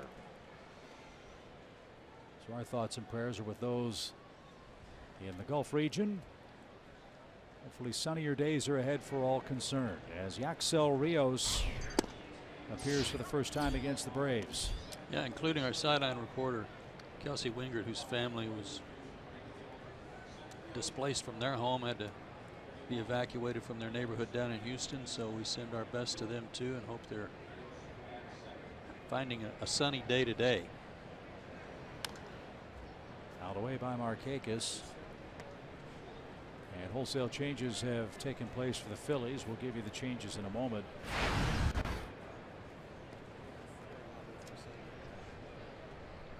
Freddie Galvis is going to get the rest of game 1 off for Philadelphia. As Markakis down 0-2. Rios was an Eastern League midseason All-Star. This guy was a very highly thought of starting pitching prospect, but things didn't go so well for him in rotation. They moved him to the bullpen and he has taken off. Between Reading and Lehigh Valley this year, he had a sub-2 ERA with a whopping 64 strikeouts in 56 innings. And he takes care of Nick Markakis to start the Atlanta 6th. 94-96 fastball with a slider. AA to AAA to the big leagues.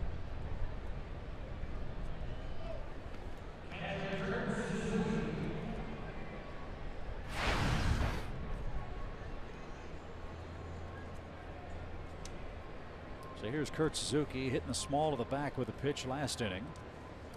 Excuse me, 2 innings ago. Grinding out another at bat here in the 6th. And he takes a strike. The changes for the Phillies. Nick Williams moves from right to center. Hyun-Soo Kim stays in the game to play right. And Pedro Florimon moves from center to short.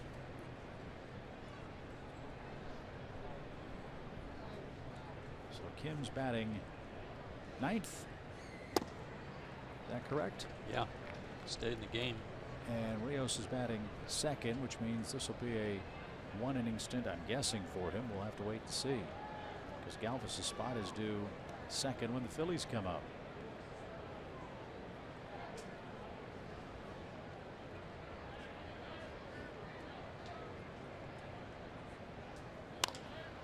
Little pop, shallow right. Drifting out is Cesar, and he makes the catch. Boy, he's good.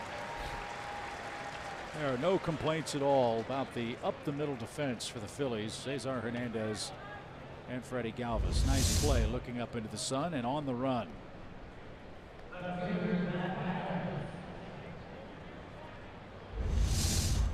Solid player. Good base runner, smart player.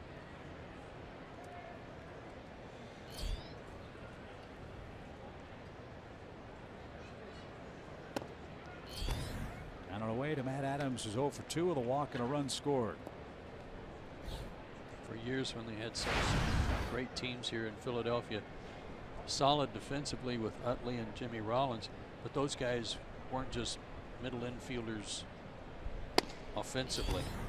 They were providing a lot of offense and especially power.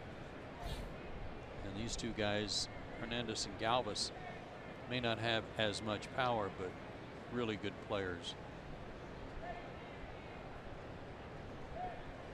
1 ball, 1 strike. Yaxel Rios to Matt Adams. And that one well short of the plate. Rios was the Phillies' 12th round draft pick in 2011 out of Puerto Rico.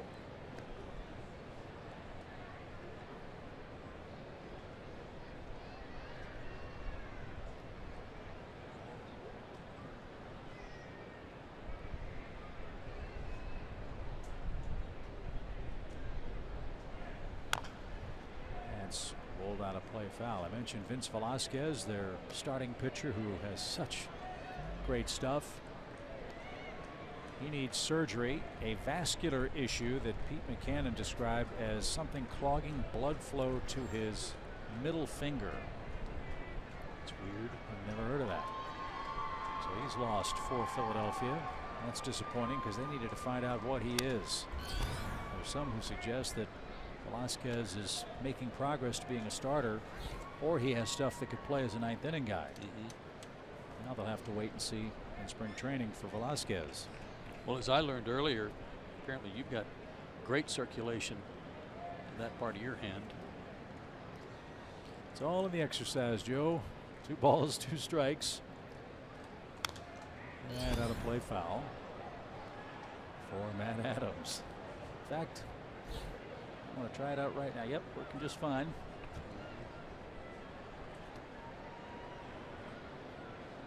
Quick turnaround for the Braves and Phillies. About a half hour, and then we'll have Tehran and Leiter.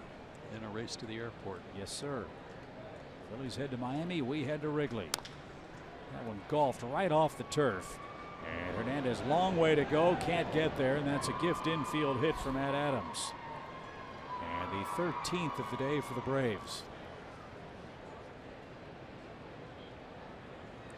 He'll take it. You know, any of these big boppers that get this shift put on against them, and they get a little dinky infield hit, it's like that'll teach you.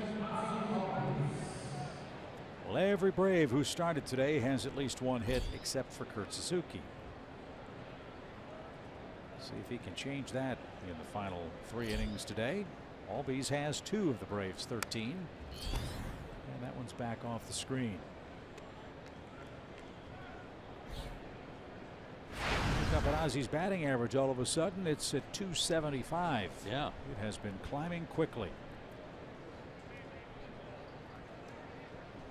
11 days ago, he was hitting a .192.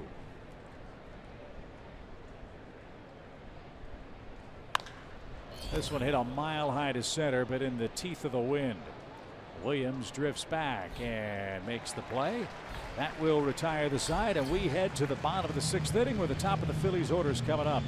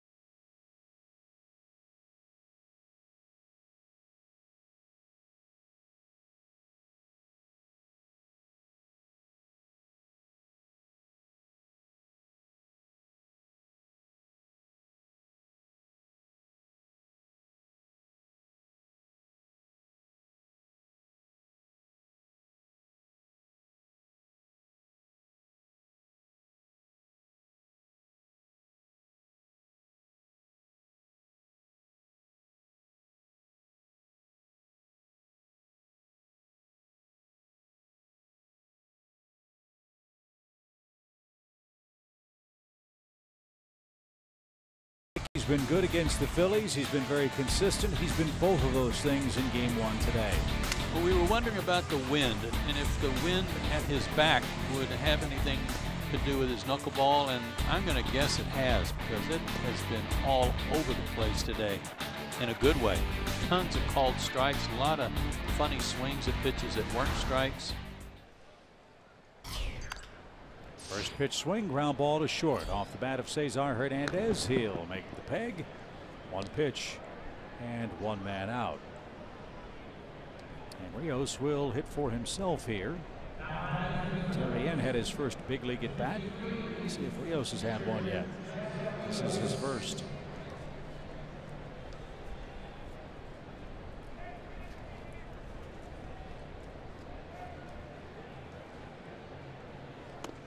I think this is a very smart move on the part of Pete Buchanan.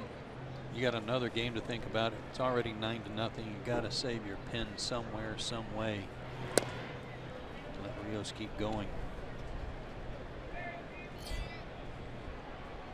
And Galvis is in there every day for Philadelphia. Chance to get him some rest in a game that appears lost. It's fouled away. 1 ball, 2 strikes. RA's got the first 2 hitters in an inning. 3 out of the 5 he's thrown. He had 2 on, nobody out last inning, but had no trouble with the bottom of the order. He has scattered just 2 hits. The Phillies have 1 man past second base. That was Tommy Joseph, tagged up on a flyout. And he just struck out the pitcher. That's number 8. There have been times this year where we've talked about RA having some trouble with his secondary pitches. You know, maybe he would try to mix in a breaking ball here and there or a fastball and then had trouble locating them. Not today. His fastball has been spot on when he's needed it. RA's strikeout high with the Braves this year is 9. That came a couple of starts ago against the Reds. His career high is 13. That was in his big year with the Mets. 13? 13. Yeah, the 8 strikeout day with the Braves was, or 9 strikeout day was in 6 innings.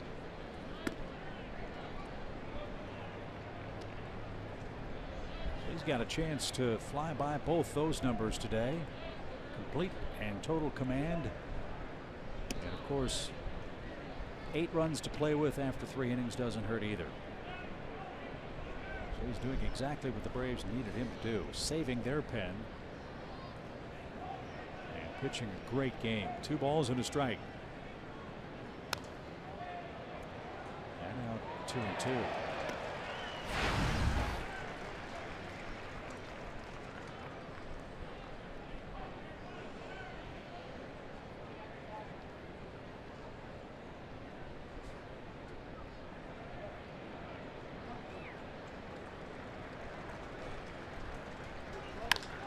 Wide to center, Ender on the run, still sprinting. He got there, and that retires the side. One of the few hard hit balls by the Phillies in the game, but Inciarte tracked it down, and Dickey is through 6 with a shutout.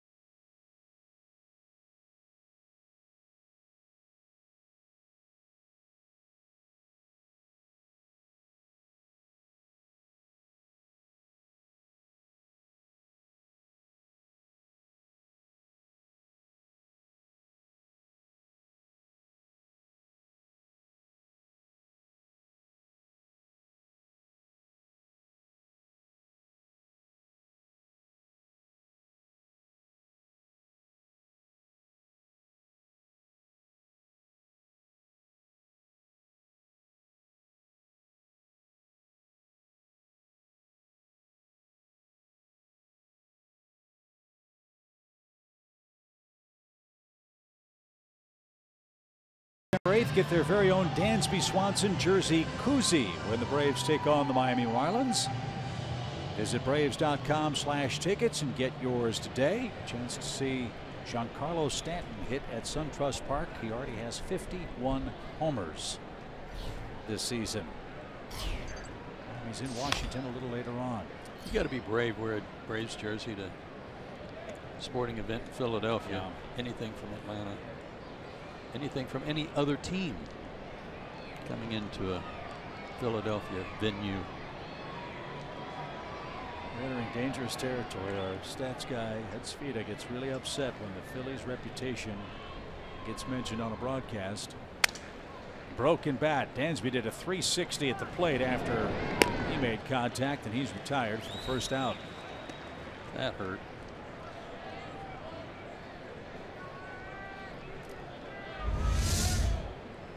Bill Jam sandwich. That was running in on him. Boy. Chasing him.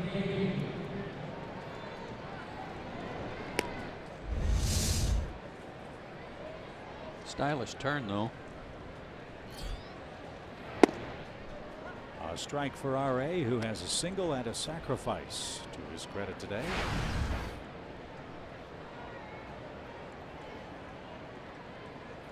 Good day for Atlanta, up 9-0. The Bats have awakened against the Phillies.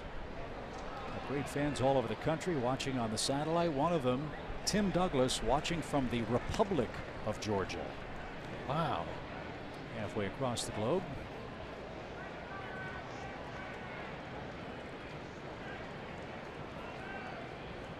Pretty sure they don't have grits and peach pie there. Just a guess. No balls, 2 strikes. But like so many places, they wish they did.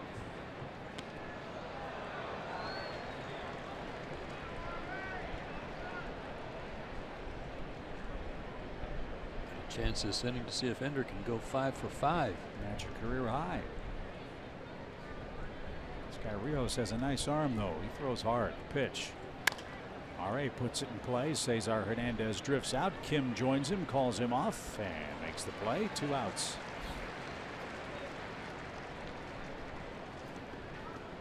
So here you go. Ender Inciarte, 4 for 4, 4 RBIs, a run scored, and a stolen base. That gives Inciarte 19 hits in 63 at-bats against the Phillies. If he wants to go 5 for 5 with 5 RBIs, he's going to have to hit one in the seats.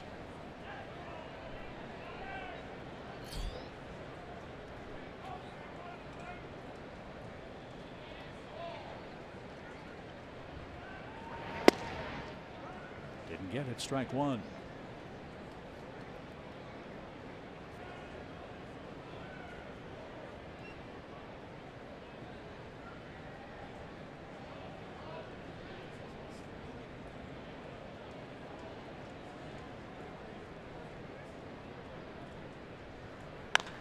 Ripped down the right field line. That ball is fair. He's got a 5th hit. Ender on his way to second base. He might think about 3. He's going to make the turn. He's on his way to third with a stand-up triple. A career high 5th hit for Ender. A 2-out 3-bagger here in the 7th. Have a day. Have a day. 5 for 5, a run scored, 4 RBIs, a stolen base, now a triple. I said he had to hit one in the seats. You know, if that skips away from Kim just a little bit, he might have circled the bases. And if Ender keeps up this pace, he might pass Charlie Blackmon on the hits total before we get back to Atlanta. Holy smokes, what an afternoon. Same thing for Brandon Phillips. 1 hit today, but it was a biggie. Number 2,000 in the first inning with his mom here to see it. It put the Braves up 1-0.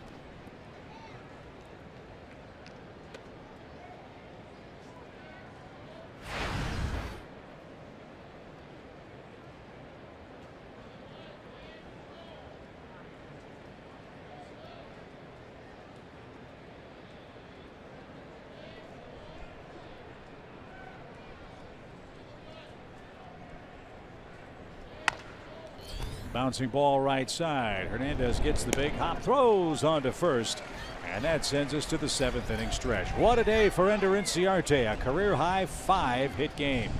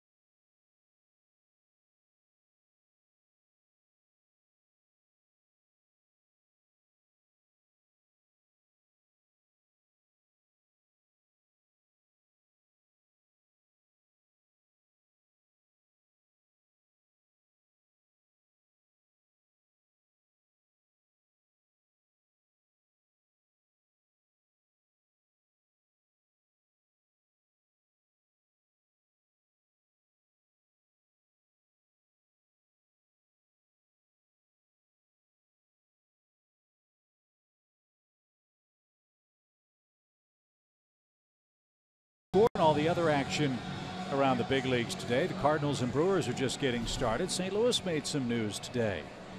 The Cardinals traded Mike Leake to the Seattle Mariners. Really? Mariners, as we know, need pitching. They've acquired Mike Leake, who's got a lot of money left, roughly $50 million on his contract. And Seattle trying to hang in there in the American League playoff picture. Seattle at the moment is 3 out of the second wild card, occupied by the Twins. Let's say who they gave up. Minor leaguer. Line drive left. Adams will play that on a hop, and Rhys Hoskins extends his hitting streak to 11 consecutive games. His first hit against R.A. Dickey.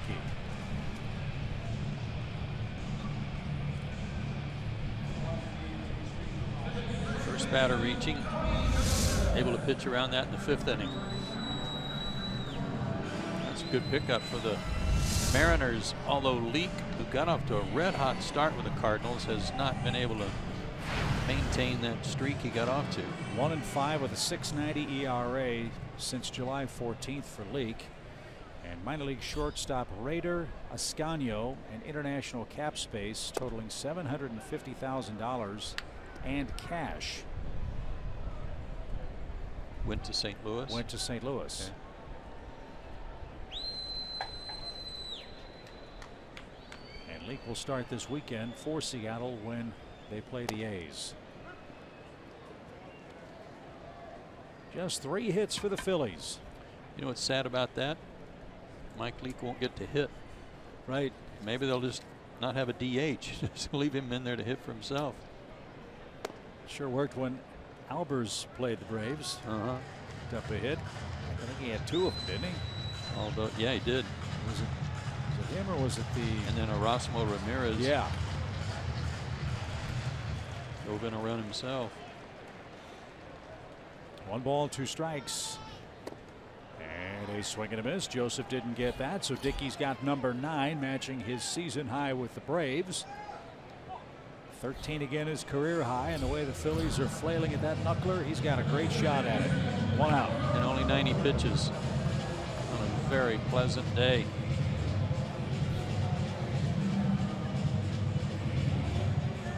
RA's next start, by the way, will come against the Cubs on the final Sunday at Wrigley Field. He'll face Jake Arrieta.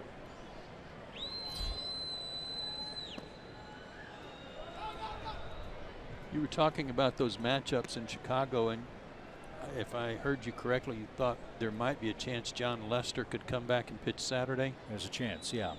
Right now that's undetermined. He had a simulated game. What's today? Today's Wednesday. I think he had a simulated game Monday. They're waiting to see how he felt after that before making a decision. He left with some lat discomfort, I think was what was Lester's problem after he got bombarded in an early inning performance.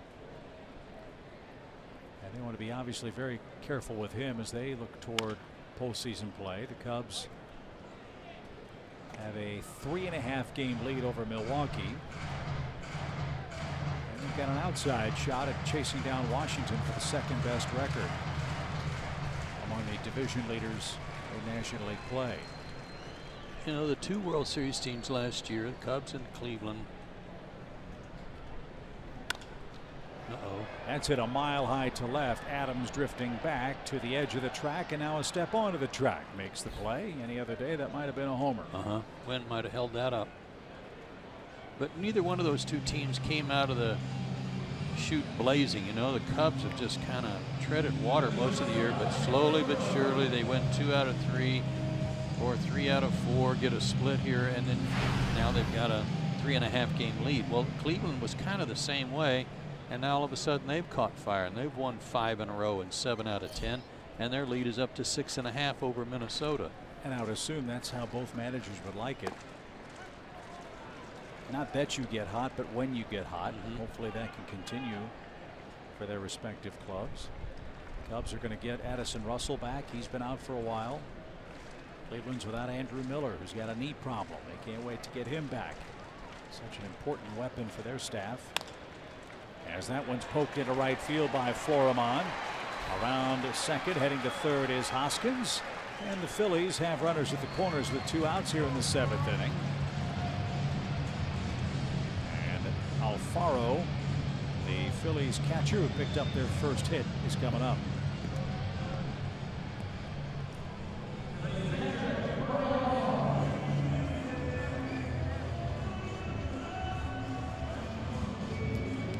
One of the things that I would guess is an advantage for RA on a day like this is you got Williams, Hoskins, Florimon, Alfaro.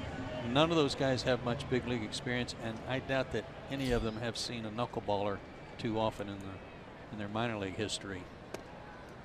So it's a real challenge for them this first time through.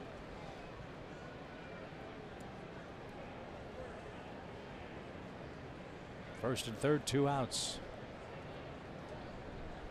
97 pitches for R.A. Dickey.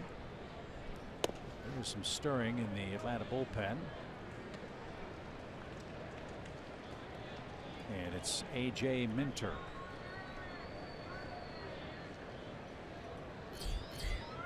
If Dickey can't get Alfaro, you might see Minter come on and face Kim. We'll have to see. 2 balls, no strikes. Right there. A question I need to ask Chuck Hernandez, pitching coach, about Minter and about Winkler specifically is, do you need to give them a heads up, start loosening up sooner than the other guys given their injuries, elbow troubles? Does it take them longer to warm up? And AJ just lazily playing catch out there, and that's a strike. I think Phil Cuzzi forgot how many. I think he did too. How many strikes there were in the count. He had the old strike 3 ring up, took a step back, and then quickly put his hand up with 2 fingers for an even count.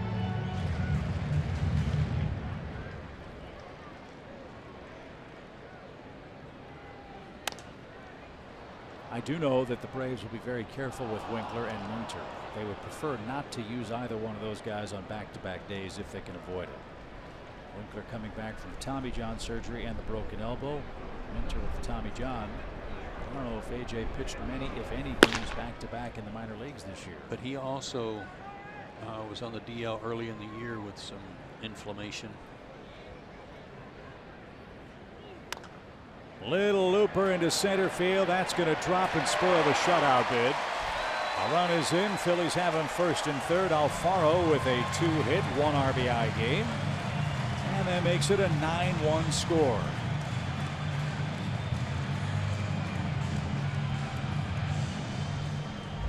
Third hit of the inning for the Phillies.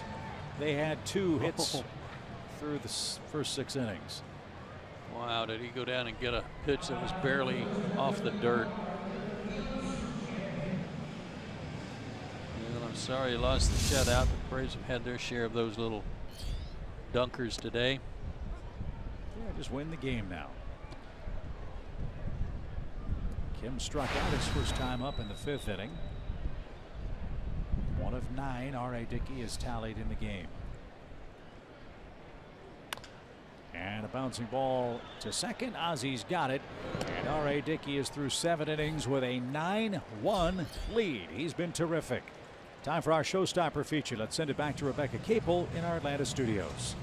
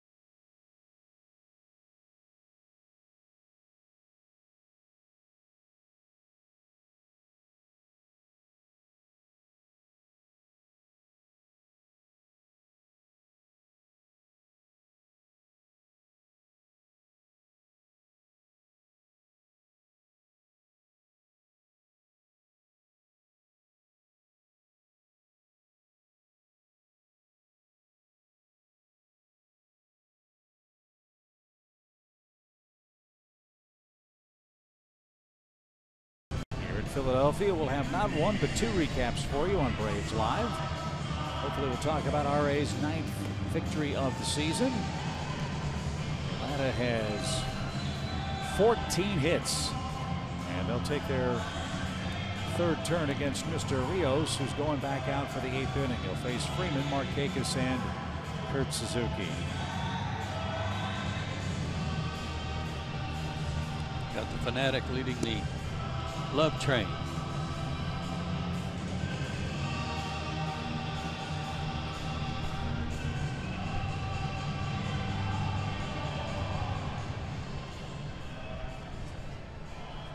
He's a beaut. I wonder, can someone from outside the United States, say from Germany, comes to see the Phillies play, and they see that thing running around the stadium, what goes through their head? They have such a wild time at their soccer games. Maybe they have some mascots. I guess so.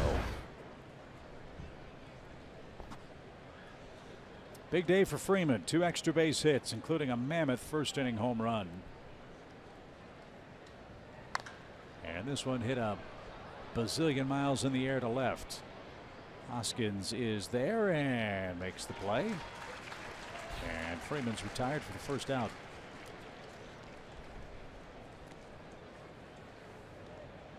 Another RBI for Markakis against the Phillies. 11 of his 66.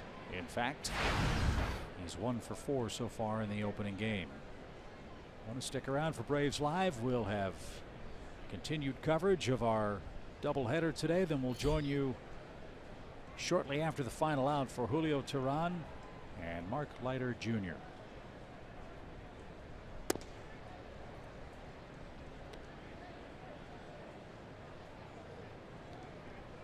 Cardinals have jumped in front of Milwaukee 2-0 in the 1st inning at Miller Park. Cardinals are 5 behind the Cubs.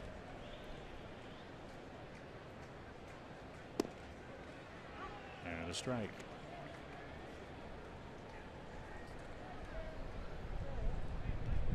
St. Louis also 5.5 games behind the Rockies, who own the second wild card.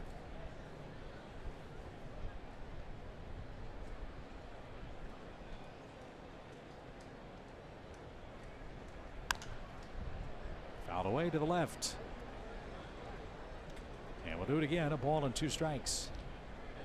Just a reminder, the Phillies clubhouse will be closed in the ancient doubleheader. Manager and starting pitcher will be available outside of the clubhouse.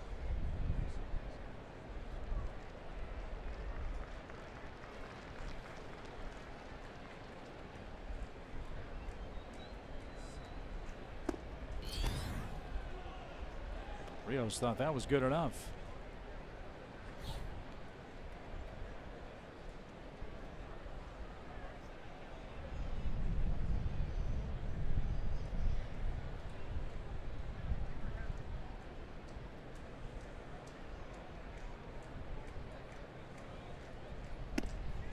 And Markakis swung through that. 2 up, 2 down. That's the second strikeout for the young Philly. 2 away. And here's Kurt Suzuki, the only Brave starter without a hit. Let's see if he can fix that right here. Rios does look good. He's got a good arm, as you said. Mid-90s.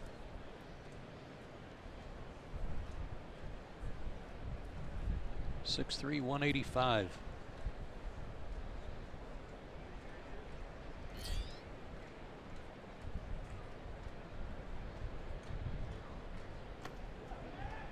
Suzuki couldn't stop his swing. Strike 1.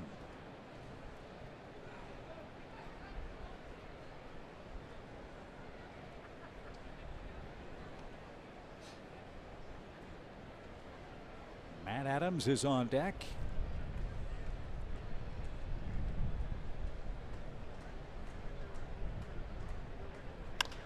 And a bounding ball hit towards short. Florimon, nice pick, nice smooth throw, and it's Rios Bravo. He was excellent. 3 scoreless innings in relief for the Fightins. It is, however, 9-1 Atlanta in game 1.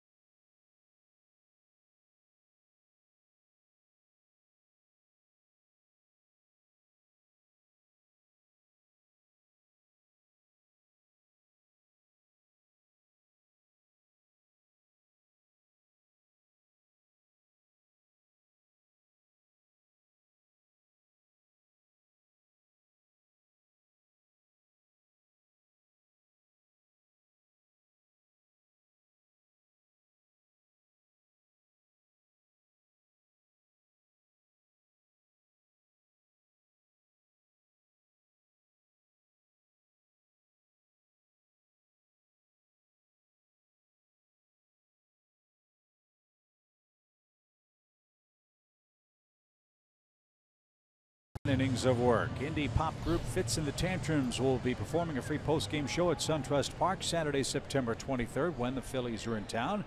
And if you want to watch the concert up close and personal, get a field pass for just $20. Go to Braves.com and get all of the details.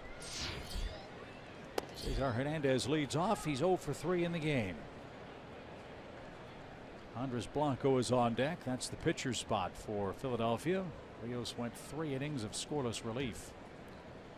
Much needed relief. I don't know if RA will be able to pitch each of the next 2 innings. Well, what a gift that would be to go a complete game, the first of the year for Atlanta, by the way, in the first game of a doubleheader and save the bullpen.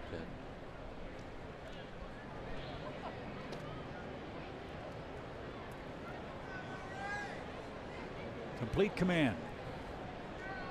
A run on 5 hits.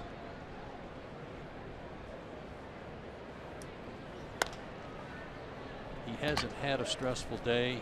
Early in the game, he had all that rest between innings when the Braves were pounding out a lot of hits, a lot of base runners.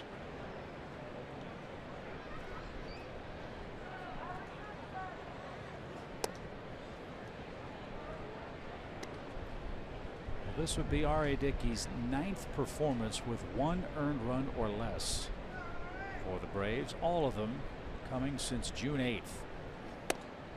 When he gave up 1 run in 7 innings against the Phillies.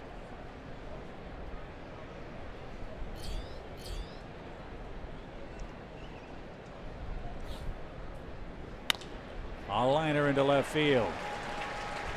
So Hernandez, with his 21st hit this year against the Braves, leads off the 8th inning. And it will be Blanco for Rios.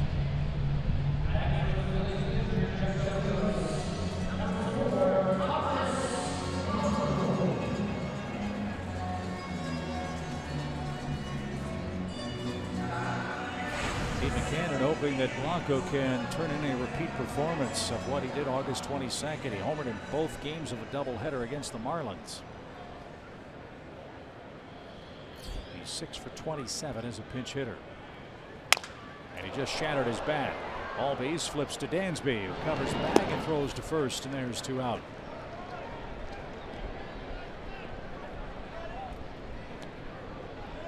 I mean, there's kindling everywhere.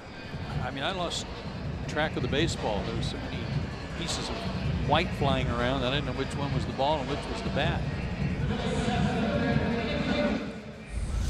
Watch this. Blanco probably early in the game thought he was going to get a repeat performance, perhaps of a pitching outing that he had against the Braves this year. So 2 outs for Williams. And that's downstairs. Williams is 0 for 3. Joe, as usual, your Ford keys right on target. First 2 hitters retired. By and large, Dickey's done an excellent job of that. Right-handed hitters haven't done an awful lot. Alfaro being an exception. He has 2 hits. Well, with the wind doing what it's doing, the knuckleball doing what it's doing, and the Braves offense giving Dickey an 8-0 lead after 3. That's a pitcher's dream, one would think. As that one's off the plate for ball 3. So Jason Mott loosening up in the Braves pen. When you get 3 runs in the first inning in this ballpark, there's certainly no guarantees. You know that anything can happen quickly at Citizens Bank Park. But when you lead 8-0 after 3 innings, you feel pretty good about it.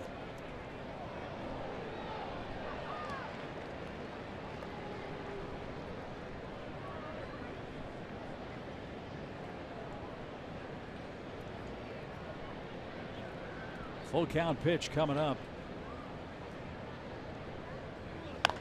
And it's squibbed to the left side. Dansby got it, but can't do anything with it. It's an infield hit for Williams.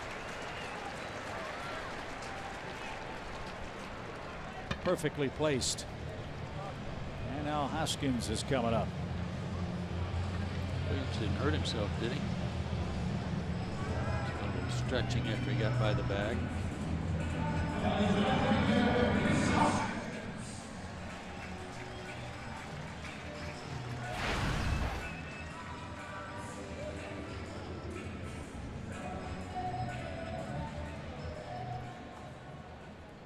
Hoskins extended his batting streak to 11 consecutive games with a 7th inning single. He's also scored the lone Phillies run.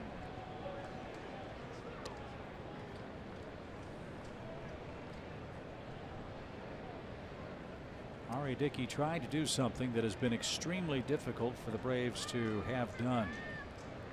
That is have a starter go 8 or more innings. I mentioned there hasn't been a complete game yet, correct? Correct. R.A. Dickey will try to become the 3rd Braves pitcher out of 130 starts to go 8 innings this year. Mike Foltynewicz in his near no-hitter, and Jaime Garcia returned the trick against Washington. And if somebody catches this one, Dickey will have accomplished it. Freeman is there. He's got it. And it's an 8-inning gem for R.A. Dickey, who scattered 7 hits. We go to the 9th inning. All Atlanta. 9-1.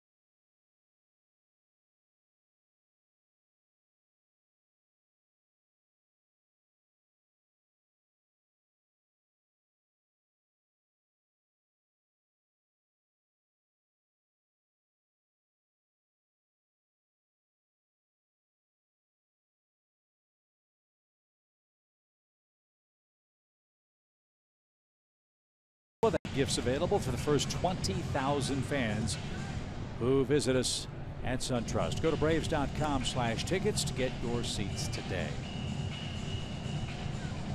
All Atlanta, as you see, an 8-run ambush in the first 3 innings got things started against Jared Eichhoff, who had to leave after 2 innings. We don't know what happened to Eichhoff, still awaiting word on that.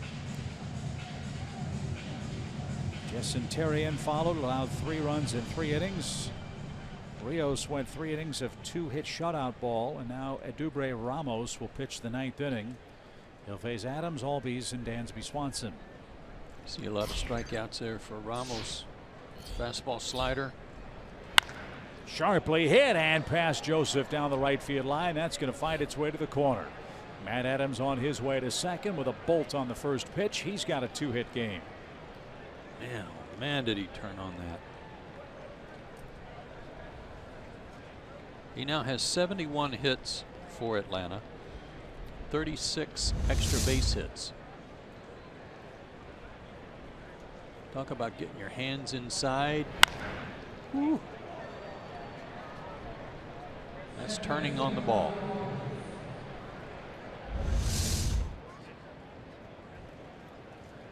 Ozzie Albies a multi-hit game. He's 2 for 4. He's scored twice. He's knocked in a run.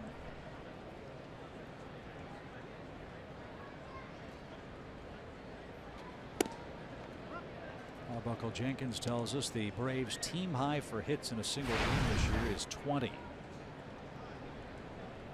Braves have 15 at the moment.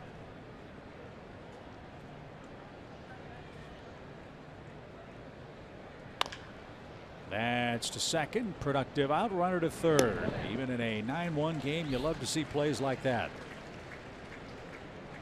Fundamental baseball by Albies, who gets Adams 90 feet away for Dansby, who can pick up an RBI here. Yeah, just because it's 9-1, they don't call timeout and say never mind on getting him over. Good practice and appreciated by his teammates. Lane Adams is on deck. So it looks like the Braves will be thankful for the 8 terrific innings they got from R.A. Dickey. 1 run, 7 hits, and 9 strikeouts.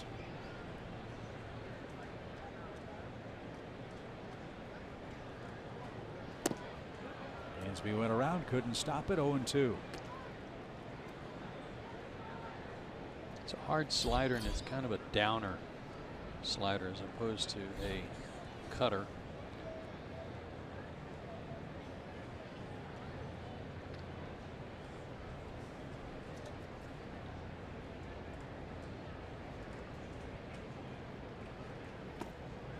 And he chased that ball in the dirt and is struck out. 2 away. And it will be Adams for R.A. Dickey.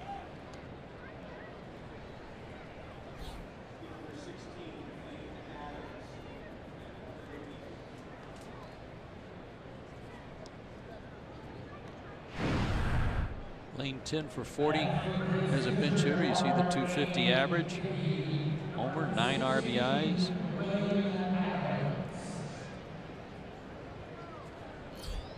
Matt Adams has 10 RBIs pinch hitting. Danny Santana has 10 RBIs pinch hitting. Danny's one of those guys we can expect back in a couple of days when the roster expands. Yeah, I forgot to mention Danny. We talked about that earlier.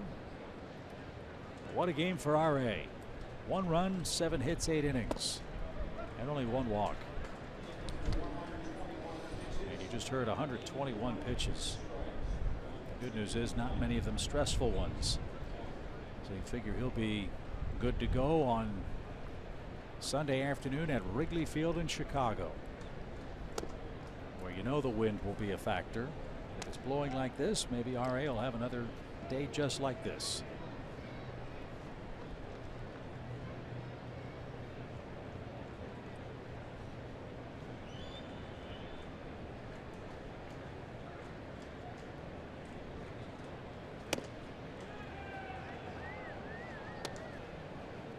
Three balls and a strike. Hey, you get Adams aboard, you've got a chance for Ender to have a 6-hit game. Yeah, 1 more.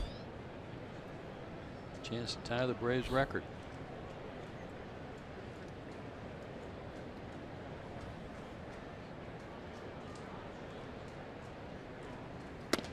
And it will be a chance for Ender. A 2-out walk. The Braves franchise record for hits in a game is 6. It's been done 7 times. Does anybody know who the last man to do it was for the Braves? And I would have guessed 50 guys before I would have come up with this name. Yeah, I remember the night. It was a great night. I'll give our fans at home some opportunity to go to the Google machine. But he's a Georgia native.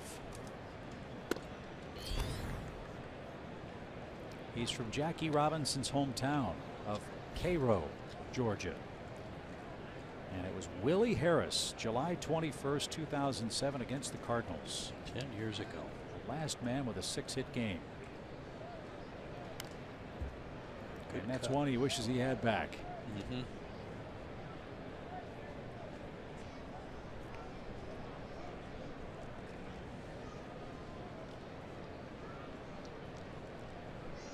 Raised his average 6 points already. Hard to do with as many at bats as he has.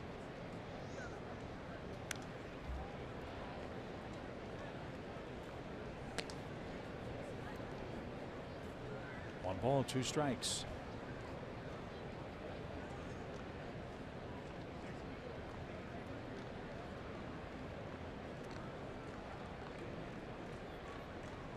Brandon Phillips waits on deck. We are in the 9th.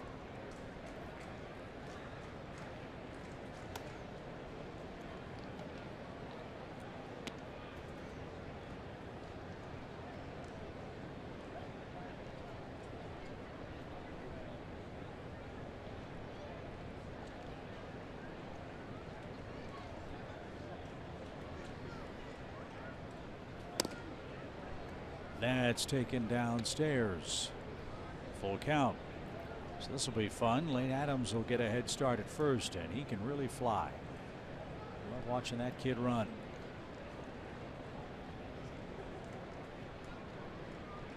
There he goes. The pitch is inside. Ball 4. Back-to-back walks. And Atlanta has the bases loaded for Brandon Phillips. Well, how about the way things work for Brandon? He got his 2,000th hit in his first at bat. How about number 2001 here in the 9th to make it an even bigger Atlanta advantage? Ender has reached 6 times today, 5 hits and a walk. He had a single his last time up on Monday night, so that is 7 straight times he's reached base.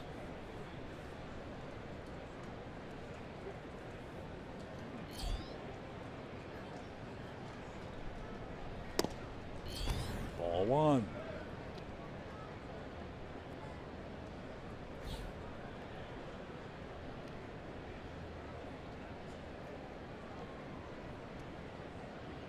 Five grand slams for Brandon Phillips.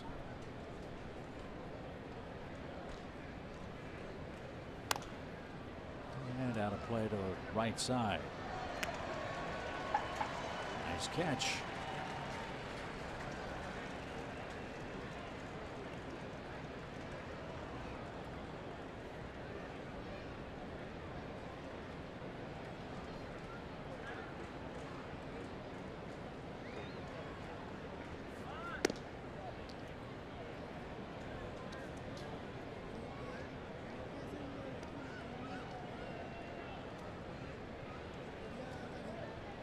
Adams at third. Adams at second. Inciarte at first. And all of a sudden, Ramos can't throw strikes.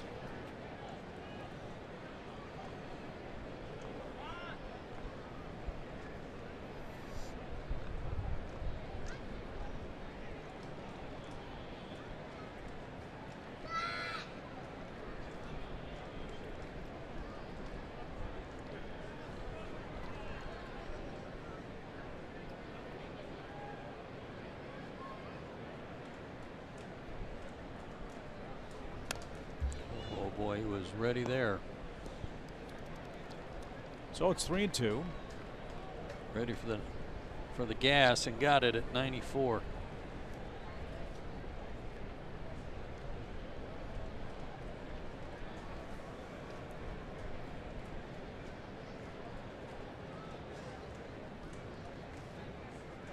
The 3-2 pitch.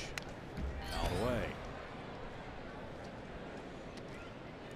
With this big lead, if the Braves can get 3 more outs, leading by 8, they'll ensure that the Phillies will have a losing record. Right now, the Phillies at 49 and 81.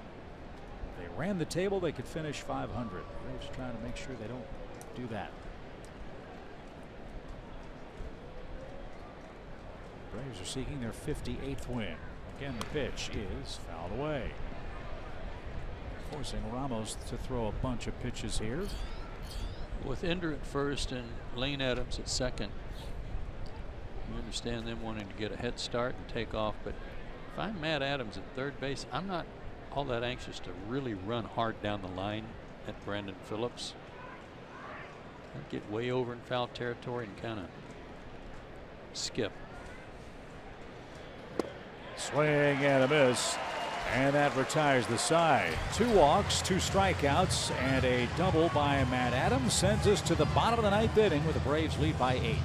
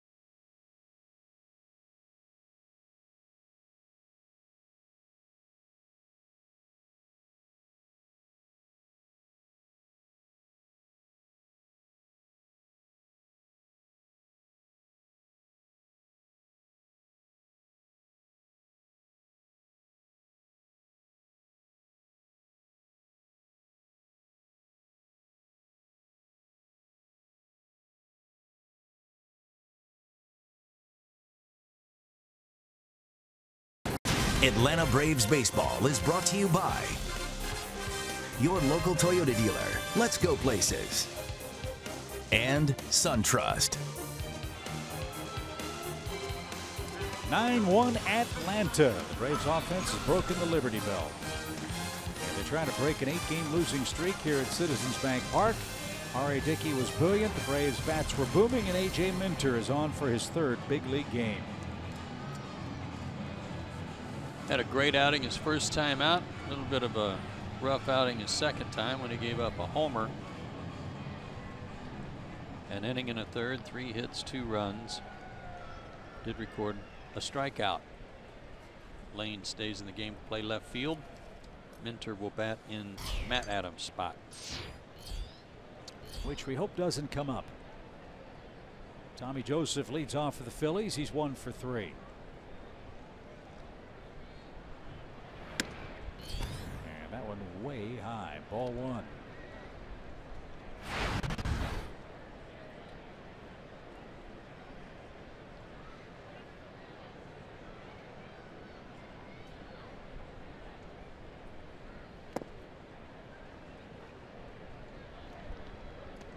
Suzuki's going to have to recalibrate on the receiving end.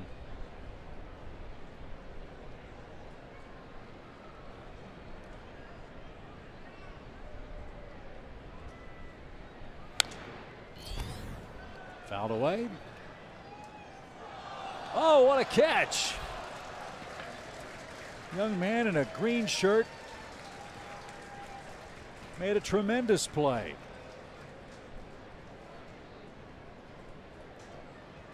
Way to go, kid. 2 balls and a strike.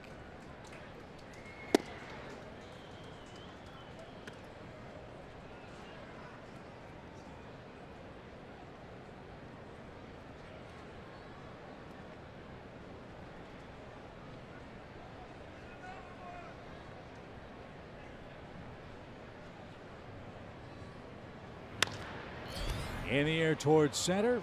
Ender and Markakis converge. Nick says he's got it, and he makes the play. Joseph, the first out in the 9th.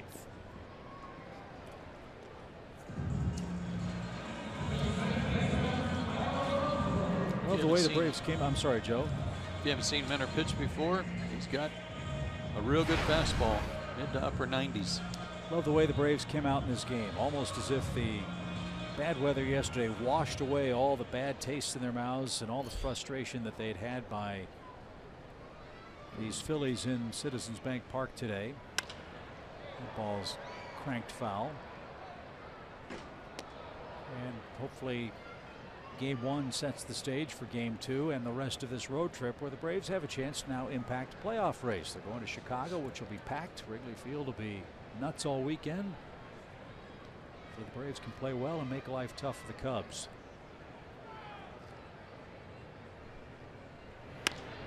Popped up. Albies at second. Plenty of room and no trouble. He's got that, and the Braves are an out away from ending the streak in Philly. I didn't see it, but apparently there was a comment made by Cameron Rupp that's kind of come back to haunt the Phillies today. He made a statement saying, "Boy, I wish we could play the Braves every day."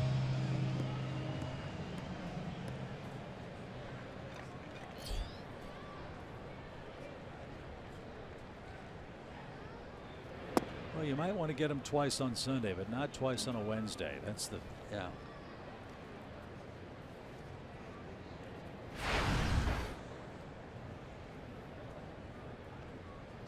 One ball, no strikes for Pedro Florimon. Phillies like him a lot. He can play a lot of positions. Second, third, short, left, center, and right. He's been around a long time.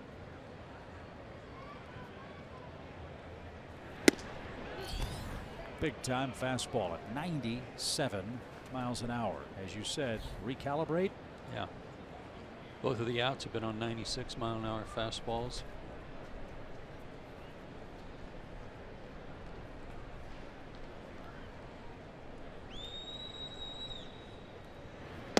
He's kind of a cross. He's kind of a cross between Craig Kimbrell and Billy Wagner.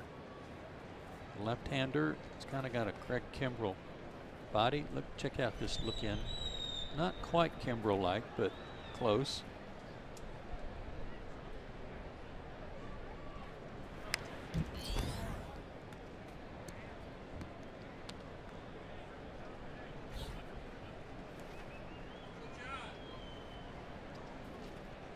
So the Braves are a strike away from salting away the win in Game 1.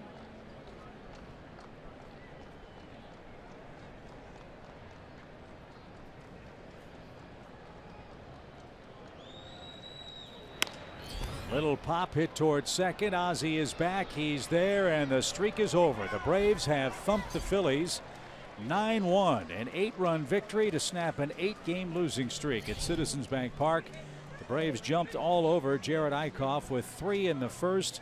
He gave up 6 runs in 2+ innings, more than enough for R.A. Dickey, Joe, who was absolutely brilliant in picking up his 9th win. Yeah, R.A. didn't need a lot of help today, but he was outstanding. Another game to come. To make it a doubleheader sweep. You bet. 9-1 the final score in Game 1. Dickey beats Eichhoff 2 hours and 49 minutes. Our time of game, and Braves Live will recap it for you right after the break.